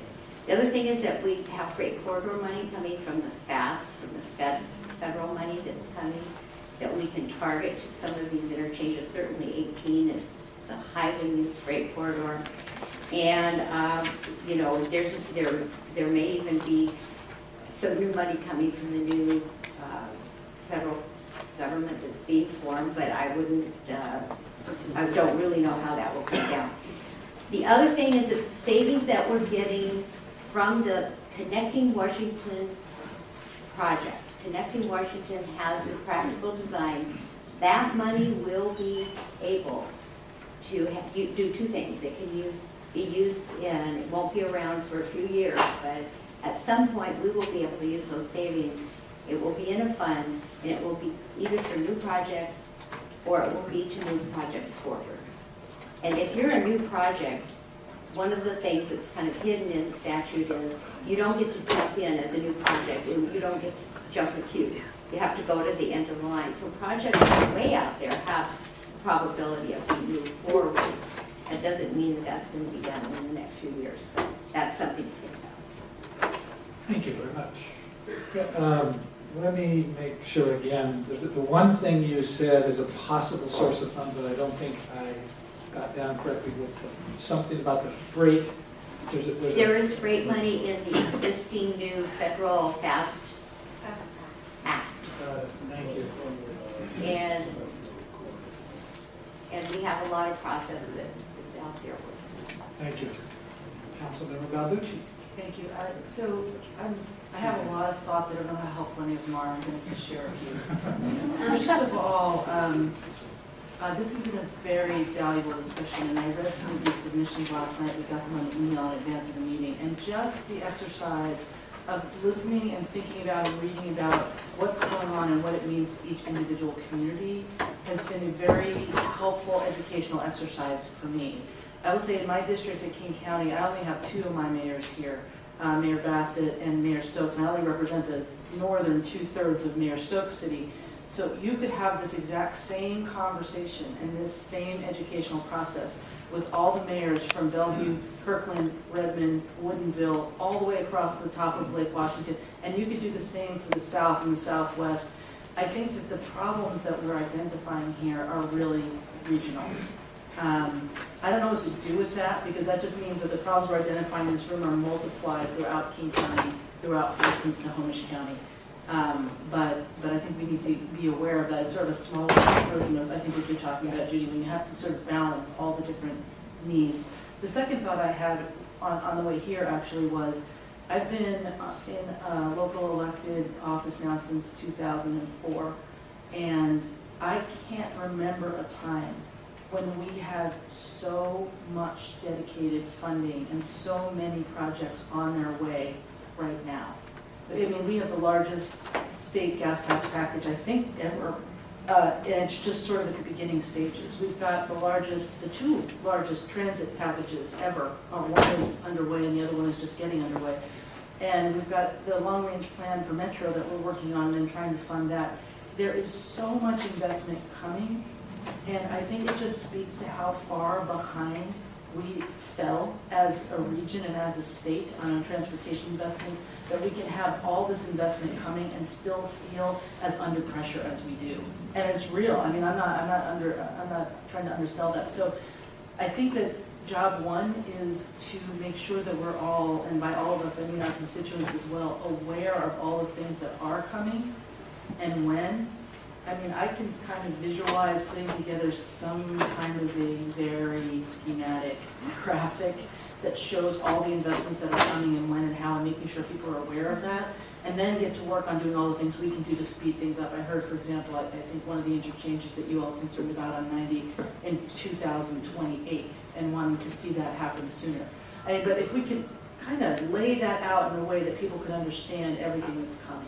It doesn't make it easier to know that you've got another, 12 years to wait, but knowing that help is on the way, I think, is an important thing that we can do. The other thing I want to say is, I think that this meeting and this convening, Mayor Butler and to everyone from Issaquah, has been so valuable, that it's got me thinking about all the other meetings I go to. Okay, so I'm going to bore you for a moment here. I serve in the Eastside Transportation Partnership, which several of you do as well. There's also the Skateboard, South King County Transportation Board. There's the Seashore, that's the west and north. There's all the Transportation Policy Board and all the committees at PSRC. I sit on the Sound Transit Board. There's local, every city and county has probably got its transportation committees. The county certainly does. We've got the Regional Transit Committee that many cities serve on. There are any number of task force and ad hoc bodies. We've all sat on the Cross Lake Committee and the 405 Executive Advisory Committee. I mean, I'm just sort of giving you... So I think you're saying you want this to become a monthly forum. My point is that there's a lot of effort and attention and discussion going on, but are we really advancing the things that are the most important to everyone sitting around this table? I'm hearing that we're not. And so there's something missing in all of that. And I think just my best guess about what we might be missing is some kind of common definition of success, some kind of common metrics. I think they're around mobility, speed, and reliability, frankly, of trips. And then if we, and this is a little bit to your point, Mayor Larson, that if we could identify what is a reasonable trip time, cities talk in terms of concurrency because you measure intersection ratings, but you can't do that on corridors, you can't do that on transit. So can we come up with some definition of failure and success, and then ask ourselves how well we're doing against that, and how well the projects we are advocating for assist in moving those things forward. So there, lots of thoughts, no answers, but I think that focusing our efforts in a way that is meaningful is going to be really important to the public. Great, thank you. Peter Rogoff from Sound Transit, then Councilmember Berry, and then Mayor Stokes, and then Mayor Chrisley. I'm going to try to be very brief. I want to ping off something that Judy pointed out, and that is the additional, if you will, excess money that is now sitting in the I-405 pot from a tolling regime. And while, there's a lot of heat, light, and noise and politics around that whole tolling exercise, it did point out one thing, and that is there's a universe of users that are ready to pay more. And maybe as difficult as that is politically, we need to, if you really want to address some of these challenges, we need to recognize that there is money being left on the table for those people that will pay for a solution. Not easy, but I would suggest there's also, in terms of how we put that money to use, so I read about it the other day, but I'm still thinking about in terms of those, investment dollars that can go into 405, they are highway dollars, and we at Sound Transit recognize that. But I would argue that the bus rapid transit is basically a highway investment. We designed a very good and excellent bus rapid transit vision for the corridor, but it could be even better potentially with some of that money that would benefit both car users and the bus users. So I say that in the spirit of maybe we need to look, in terms of getting maximum bang for the buck, maybe we need to look at some of these investments on how we are maximizing throughput for both modes. The reality is, as much as some people want to segment this stuff into transit versus highways, the vast majority of people are using both all the time. They're using cars to get to transit. They are using transit Tuesdays and Thursdays and Fridays, and not on Mondays and Wednesdays, and those are our citizens and those who we need to serve. On that whole issue of leaving money on the table, I will tell you it is the policy of the Sound Transit Board to start moving in the direction of charging for parking. We now have a baby step in which we are selling basically guaranteed spots for HOV using parkers. At about 10 of our garages, you can now, for a very low fee, have a guaranteed spot, including those garages that normally fill up at 7:30, if you will have multiple users coming to use the garage. Here again, it's a baby step, but we're going to be moving into charging people as a way to, and then using those dollars to reinvest in the needs of the system, including additional parking. So, here again, money left on the table that we can start commanding to start reinvesting without necessarily an act of the legislature. Finally, I want to put one idea on the table because I may be the only one at the table who politically can safely put this proposal out there. You got our attention. All right. Well, I had this experience this morning. I was driving south on I-5 for a regular 7:30 breakfast I had with my Pierce County board members, and I had a staff person in the car. And only halfway on my way down there did I realize I could use the HOV lane. Because I'm not accustomed, being from other parts of the world, of having HOV be acceptable with just 2 occupants. We have HOV 2 around here in a lot of places. It's not the norm. And as a result, we have some of the worst performing HOV lanes in the country in terms of the time benefit. And my Sound Transit Express buses are going nowhere in those HOV lanes during the peak. And I know it's difficult politically, but at some point you're going to need to face down the fact that 2 is not HOV in the vast majority of the rest of the world. And if you really want to get throughput out of those lanes that are already built, perhaps we need to face that down. Thank you, Peter. Councilmember Berber. What we're considering and investigating in Maple Valley and with our partners that are joining us is a regional transportation benefit district. We've called it TIME, Transportation Improvement Mobility Enterprise. And we would be joining with Black Diamond, potentially Covington, potentially unincorporated areas of southeast King County. From that transportation benefit district, we would put a ballot measure that would impose a $20 or $30 TAP fee. We would be determining that later. And then leveraging that funding to obtain state funding. So this idea that we've been working on does several things. Number one, it takes to the state legislature the concept that we're willing to be able to put skin in the game, so to speak. That will raise a portion of the funding for the project, but we can't do it all. The 5 road miles outside of Maple Valley is unincorporated area that's a state fact. But our people I would be willing to bet in my political career, what there is as a council member, that our people will vote for this in large numbers, 65, 70%. If we told them that we can 4-lane or 5-lane, 516 and 169 with a $30 tap fee and a partnership with the state, would be more than willing to do so. The other pieces to that is, as a municipal corporation, the help us in terms of where we're going to go. That's a Band-Aid measure, you realize. We do need to be able to participate in transit. But with 2-lane roads going in and out of our city, we don't even have the opportunity with buses because they're backed up and stopped in the same traffic as everybody else is. But that's an approach that we're investigating, and we'll soon see if it's a reality. But we're trying to build that coalition right now and see if we can't make that happen.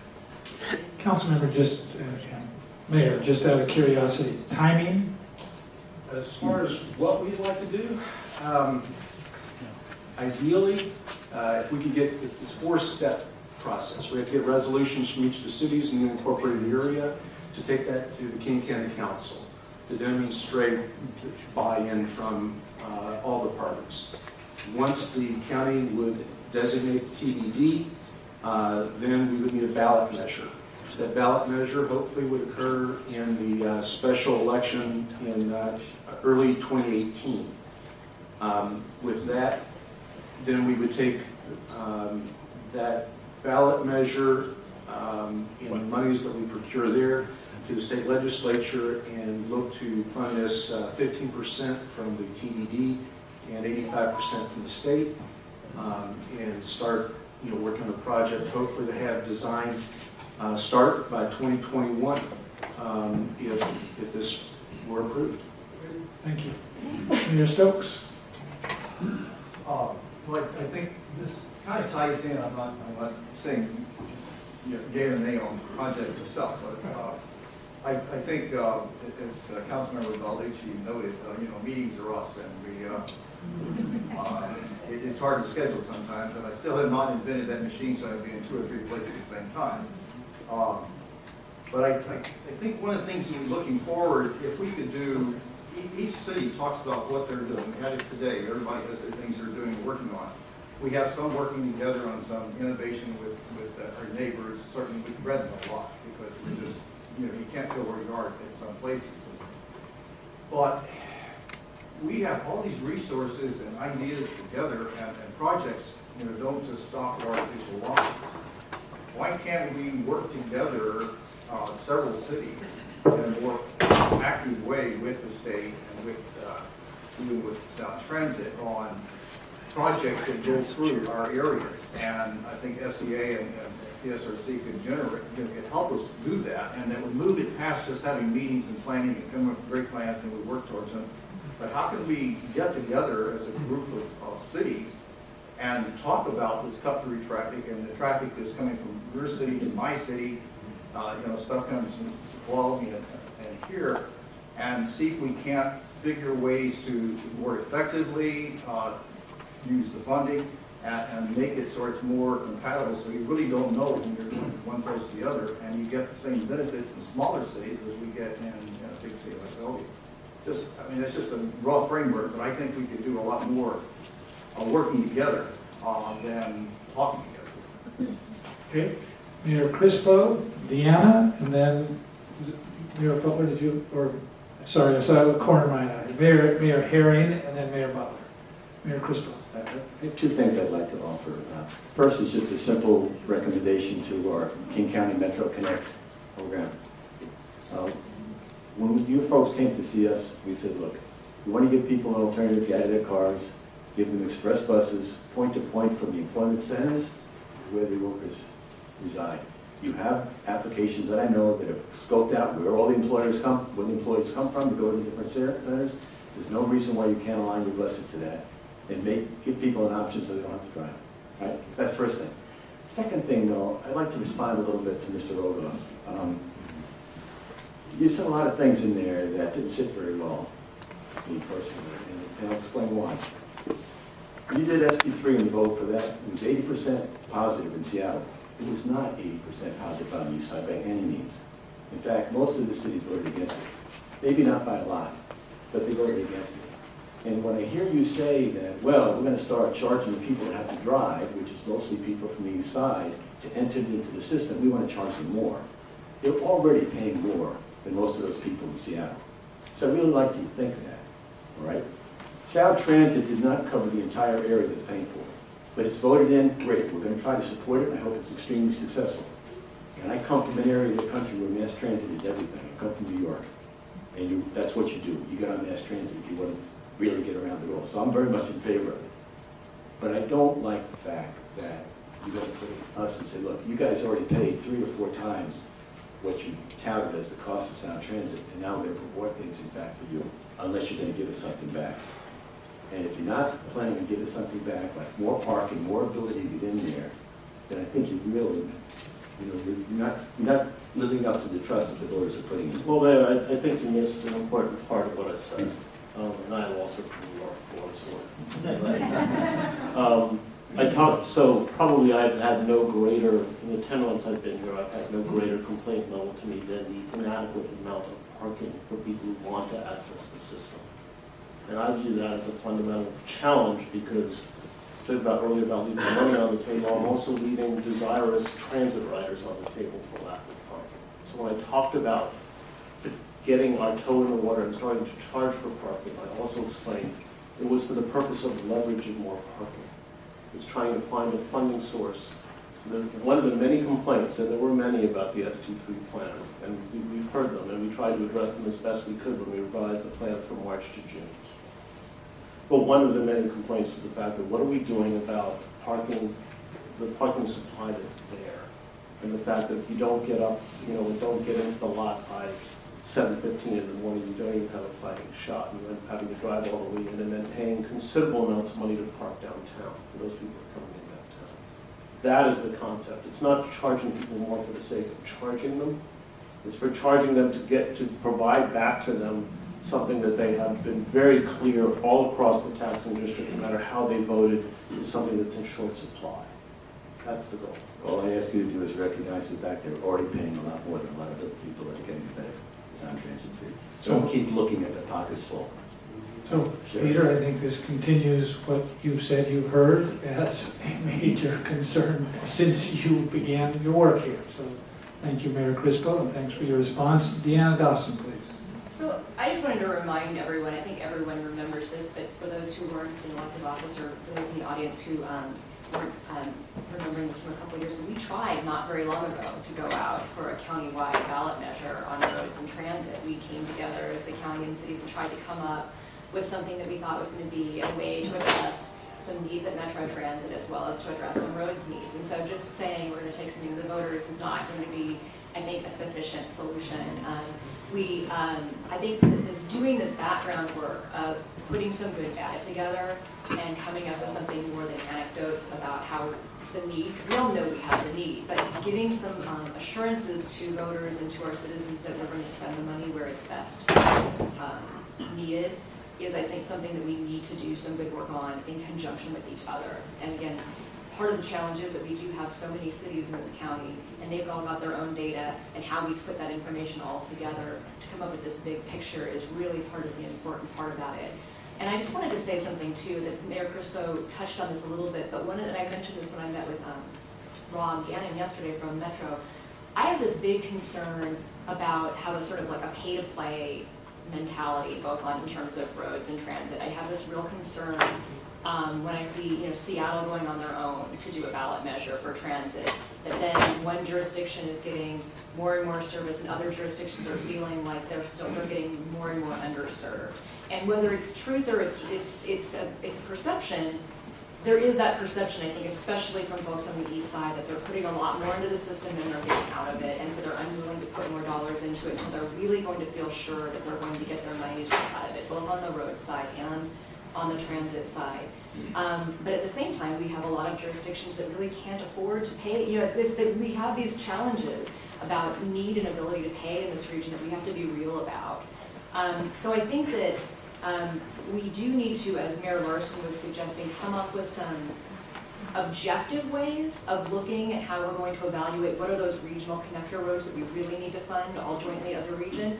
We also have to find some way to deal with something that has not been touched on yet today, but there are some jurisdictions in this area who will say, look, we shouldn't be judging this based on the quality of the road because we've been putting dollars into our roads and we've got good constructed roads that our jurisdictions are doing well, that's because we've been putting more money in, so we shouldn't be penalized in terms of how we're going to compete, right? So that issue of, you know, jurisdictions' ability to pay and jurisdictions that are already putting more dollars into the system is a real one that we're going to have to tackle and address. I don't want to be the wet blanket, but I do want to point out a couple of the real challenges that we're going to have to tackle. And a lot of that is going to have to be roads staff members trying to come up with some good data so that the political folks and the policymakers in the room can have good data to make their decisions on. So it's not just a popularity contest or a TV bill contest, which is, yeah, or peanut butter, I think, as Claudia was saying to me across the way, not just saying, you know, yeah, well, let's give everybody a little bit back. That is the temptation. Maybe that sometimes is the best way to do it, just to make sure everyone feels like they got their fair share, but it's going to be hard, but I think that based on what I'm hearing in this room, everybody's really committed to doing it together, so I'm excited about working with you on it. The problem with peanut butter is not that it gets spread around, it's that it gets spread thin. Yep. If we had no peanut butter, we wouldn't know yet. Thank you, John. And Claudia mentioned a little bit ago, she didn't use the words deferred maintenance, but I will. And again, the wet blanket, this is supposed to be negative, but there is a lot of deferred maintenance. So rural roads, and all the cities have crumbling roads and local streets, even collector streets. But there's no money, there's no outside source of funding to help those. So those all have to be paid for by the city. Arterial streets can be paid for by grant funding, but it's difficult to, the playing field is not always level. I'll get there in a second. But we have intersections that are level of service F and a few that are D. Limited revenues. Our revenues are severely limited. We need some new tools. But we have a tax-weary constituent that won't vote for more taxes. And we tried to pass a school bond, and it took 5 times to pass a school bond. I don't know what you do here, but again, leveling the playing field. The PSRC gets CMAQ funds from the federal government, and 60% of our CMAQ funds go directly to transit. And the other 40%, transit-oriented development gets to compete for. So I think that's a level in our playing field that needs to be leveled. We, as small cities, a lot of small cities recently on our comp plan review got conditional certifications, and in addition to that, the scoring criteria for grant funding has been changed to severely limit those small cities or even the larger cities from competing. So I think a lot of things need to happen, and the cities need to get together and make that happen. I think it's up to us to make it all work together. It's our system. It's up to us to make it work. Thank you, Mayor. Mayor Butler and then Councilmember Lambert. Thank you, Mr. Mayor. Jaron was earlier. Oh, sorry. Since I mispronounced your name, I'm just going to keep butchering your involvement all through the afternoon, Mayor Jaron. Okay. Mayor Jaron, and then Mayor Butler, and then Councilmember Lambert. Okay, we're talking about short-term, early-term ideas. I was thinking of an intermediate to longer-term one, and that is applying practical solution to transit. Rob and Peter know that the bulk of the cost of transit systems is the drivers and fuel. And so if we have, for example, Metro's studying electric buses. They had a demonstration last year, and I think you have maybe half a dozen of them. And that's great, ahead of the curve on propulsion systems. I think on the driver's side, autonomous vehicles are coming, and autonomous bus routes might be an early on solution. To worry about autonomous vehicles on private roads and through subdivisions and cul-de-sacs, that's a little scary, but if you have fixed arterial, so if you're looking at intermediate stage, saving 80 or 90% of the cost of transit, you think about autonomous vehicles. And in the shorter term, you can think about Ubers as subsidized Ubers for transit for the elderly and handicapped. Thank you. Thank you, Mayor. Okay, Councilmember Lambert, Mayor Butler is being elegant here and deferring his He's always elegant. But I know what's coming. Behave yourself. I made my list twice. So actually, I'd like to defer for a second to Senator Bullock, who had his hand up even before mine. Okay, And then I'll great. talk to you if that's okay. I guess mine is almost more of a question, I guess, for Peter, in the sense that I know with the Columbia River Crossing, when we had that project, we had interest-free loans from the feds because we had transit involved on it. And now that ST3 has passed, I'm just curious to get a sense of, obviously the ISQA goal is to move our project up. We're the very tail end of Sound Transit 3.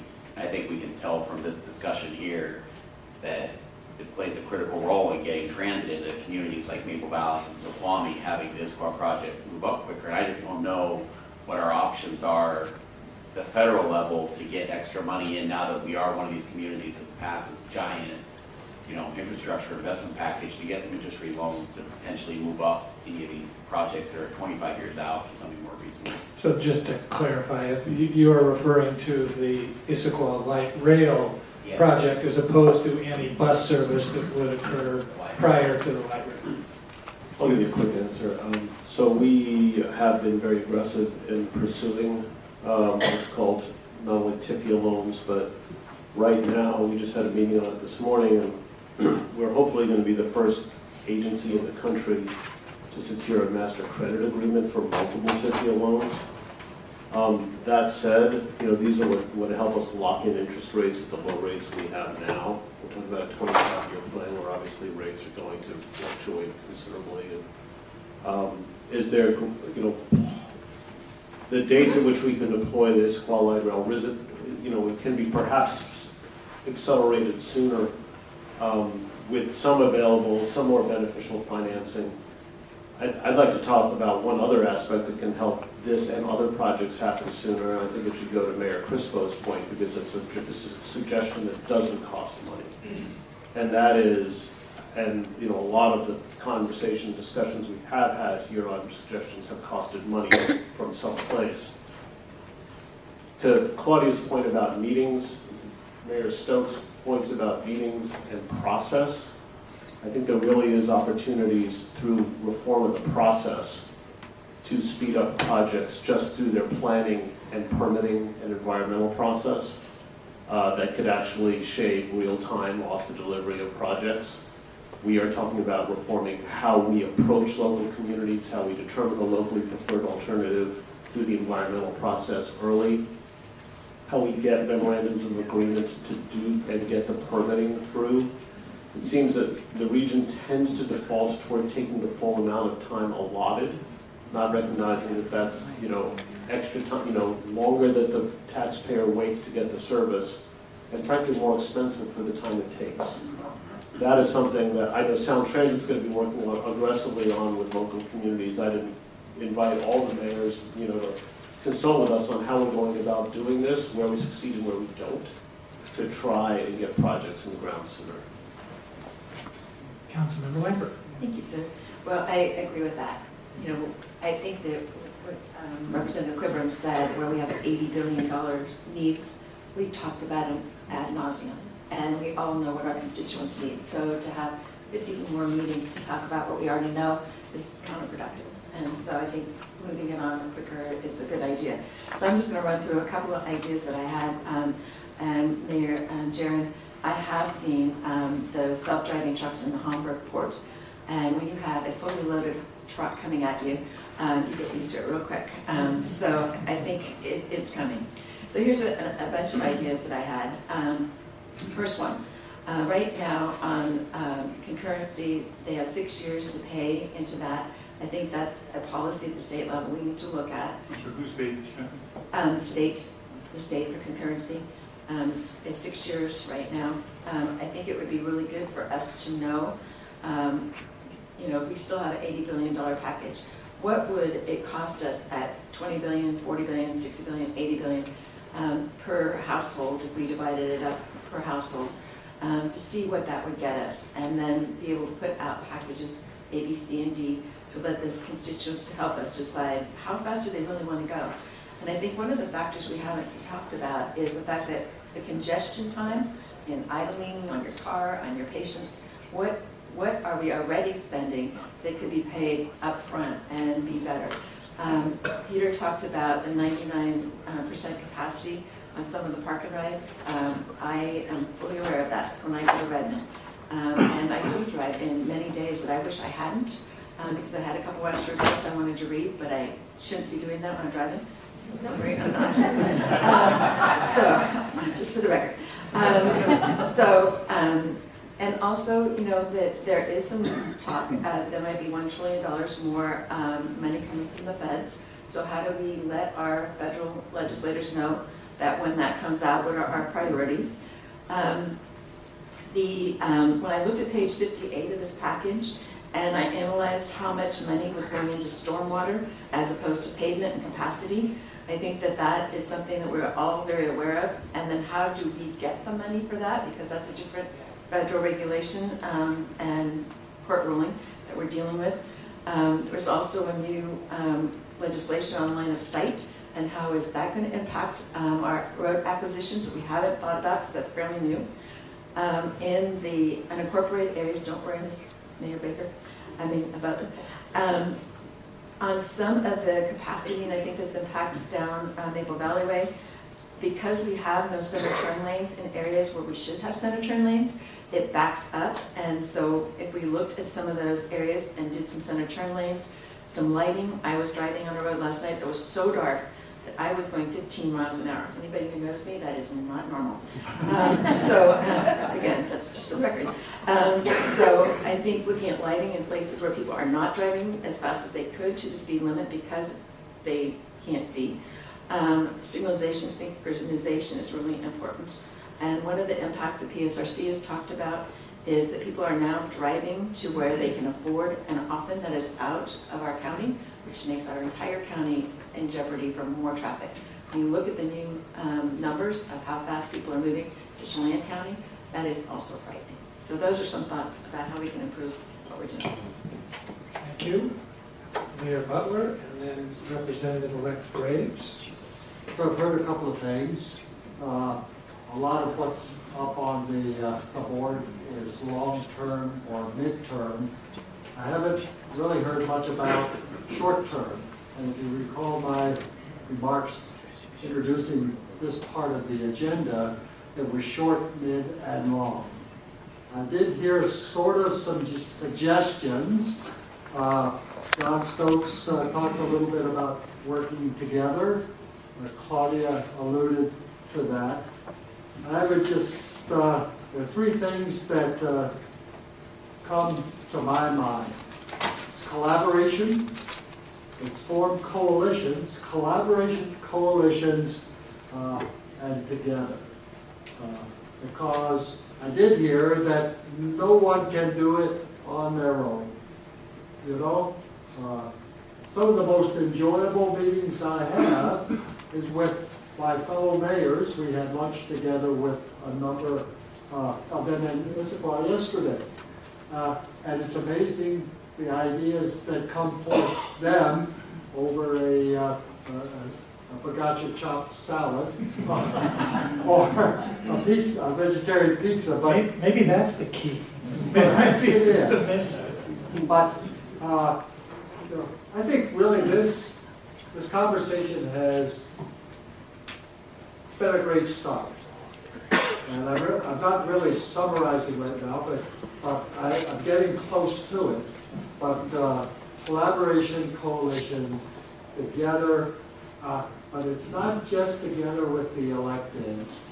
It's together with appropriate staff, with support from those that can help us, those that have the technical expertise and knowledge that can work with us. I've learned one thing a long, long time ago, and please don't take this wrong, but transit planners are not as dumb as people think. They are pretty smart people. And when they're working on a solution, Rob, you have 5 minutes for a rebuttal. that was meant to be a... I want to know what the reputation is for the engineers, though. So, continue. Okay, great. Representative-elect Graves. I'm new, I get to ask dumb questions, right? Perfect. Good. You just mentioned trying to fix things, make things more smooth and quick for things like permitting and review. We talked a lot about regional connectedness and regional work together when it comes to the actual roads and the transit itself. Is there any value to doing regional permitting and review to make some of this stuff a little more long-term and comprehensive? I mean, maybe I'm seeing a lot of nods. You may be new, but you're brilliant. And I think you just volunteered, too. Okay. I just can't help but think that, I mean, and I don't want to take anything away from local input or anything like that. I'm just thinking I can't help but think that each one of these projects we're talking about gets its own full environmental review, full local review, all that kind of stuff. And if we could do some of that one time more broadly and then have a smoother solution or like a more truncated review for if a project fits into that kind of regional plan, then it gets like a streamlined review to kind of just move that kind of stuff to go a little bit quicker. So when's that meeting?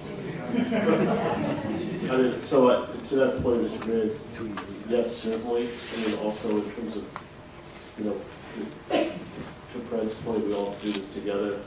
No point in my working on an alignment decision when I just cross the city line. I have a whole other dynamic with the next city that doesn't like it that way. So there really needs to be a regional discussion.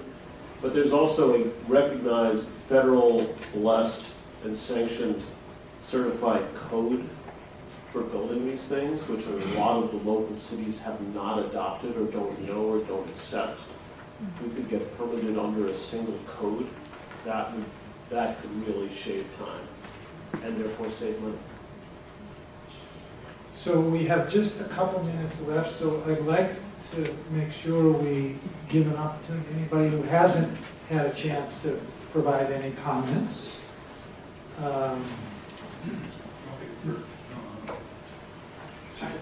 Please, Mayor Kelly. I just want to make sure that we get out there and we talk to our citizens. We email all the time from our citizens about transportation, but we need to have some more dialogue with our citizens. And how are we going to do that? Where are they willing? She wrote TBD years ago. I remember that. I involved myself in with that. We talked about it. But one thing that happened there, I'm going to talk to Kathy about this. So I do hope they run it again, or we do something like that in South End. We got to make sure we don't earmark things on that aren't transportation related. So that's a big deal. We've got to make sure we keep transportation related only. So if we do those again, please make sure they stay transportation related. That's my big thing. That's why that passed, I know it sounds like the outer cities have been supportive of this. That's why it passed on there, because it's transportation only. People want to support transportation.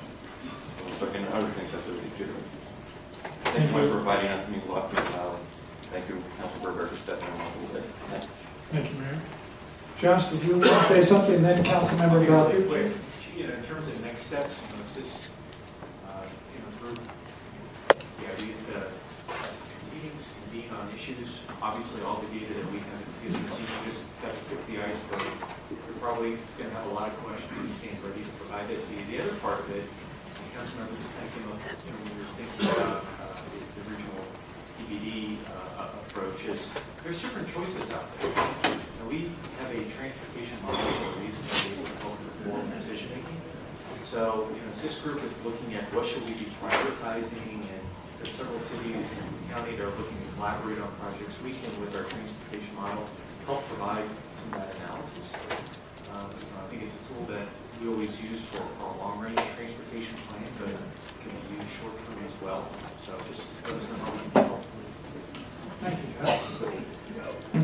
just wanted to add to something that Representative Graves just said. Oh, we have to go. A group of us were at another one of these gatherings just this morning. Rob and Peter and Amy wasn't there, but Craig Stone was there and watched that. And I was talking to people in Seattle who has got very similar structured problems getting the millions and millions of people a year in and out of the airport from all of our communities. And there was a gentleman there whose name I'm not going to remember, who's from a smaller startup transportation network, TNC, the Uber Lyft type companies. And they... Reach, that was the BMW. Right, thank you. And you have to say it loud because I still don't remember. But the topic of how do you provide transportation in a different way. What makes that conversation break down is there's a big chunk of it that the cities are not aligned with. It's pretty much dead on arrival, and that's trying to figure out how do you fund a lot of the arterials and all the roads that kind of run out into the to the driveways of a home. First is the ones that act with regional connectors, many that we've heard here, the Hobart Road, the whole Issaquah Falls City Road, the 900. I think there's a lot of agreement on those roads, and I think for next steps it would be best if I feel that compromise for the county, but just kind of segregate and back up and just put the ones where the disagreement is aside, focus on where there's commonality and start working on solutions. I think you'd find that among the cities there'd be strong support of finding some means of the cities and the county trying to find additional revenue sources around taxpayers, trying to fund those that are meaningful to everybody. Thank you, Mayor Larson. Mayor Stokes, you get the last word. Well, to follow up on a couple of comments earlier, particularly on the new technology and all, as I said, we're the Eastside Transportation Partnership is having this event on December the 2nd. Peter is going to be there, right? Got the time for you. We got I think it's 9:15, 9:45 or something. Anyhow, we hope this is going to be a forum for talking about this very thing, and actually I would like to, I think over a time period, the next couple of years, ETP be a focal point for discussing transportation changes and technology and how it all fits in, particularly in the context of SC3 and how we all make a connectivity. So to invite you to Bellevue, to Main Bar Center, to the 2nd, you can find it on the website, and it continues this conversation, I think. So, thank you, Mayor Stokes. Fred, I just jotted down a couple of themes which seem to me to suggest how next steps needs to be structured, because there are some next steps which is further conversation amongst the elected officials, and some next steps which is further collaboration amongst the technical staff. You probably have a longer list, but things that occurred to me, there were a number of ideas about new revenues and ways in which new revenues could be generated.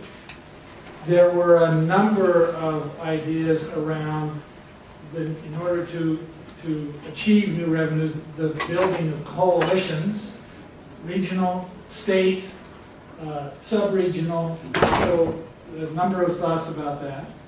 There were a number of suggestions about ways in which your jurisdictions could work together, whether it be on permitting, whether it be on planning, whether it be on project coordination, was another theme.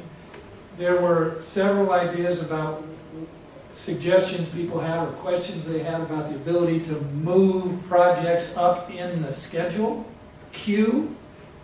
And there were a number of comments about the importance at this stage of your collective work in using data as the basis for making some collective decisions about if you were to work together as a coalition, use of that data to really help you identify both priorities and in conversations with the public. So those are 4 or 5 things that I heard come out of this conversation. What's on your list? I heard a number of folks talk about the Issaquah Road. Hey, he's the host, he can do that. Gee, Fred, I thought they were talking about rural roads. What's so funny about that? It's serious business. No.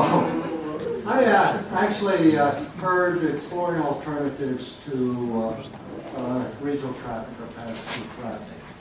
And around that, maybe access to transit, but it doesn't really make much sense. Those buses are stuck in with other traffic on congested roads.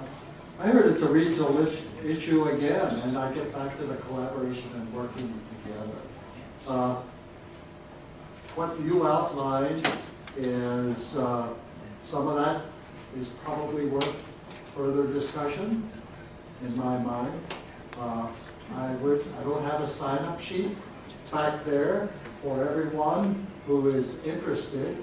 I did hear something specific from Executive Constantine, and that was to convene the Public Works Directors throughout East King County to talk a little bit and to get their ideas perhaps on what could be done. And before he left, he told me that for King County he would commit at the appropriate level the staff support for any groups that come out of this. And I also heard from this end of the table the same offer to help.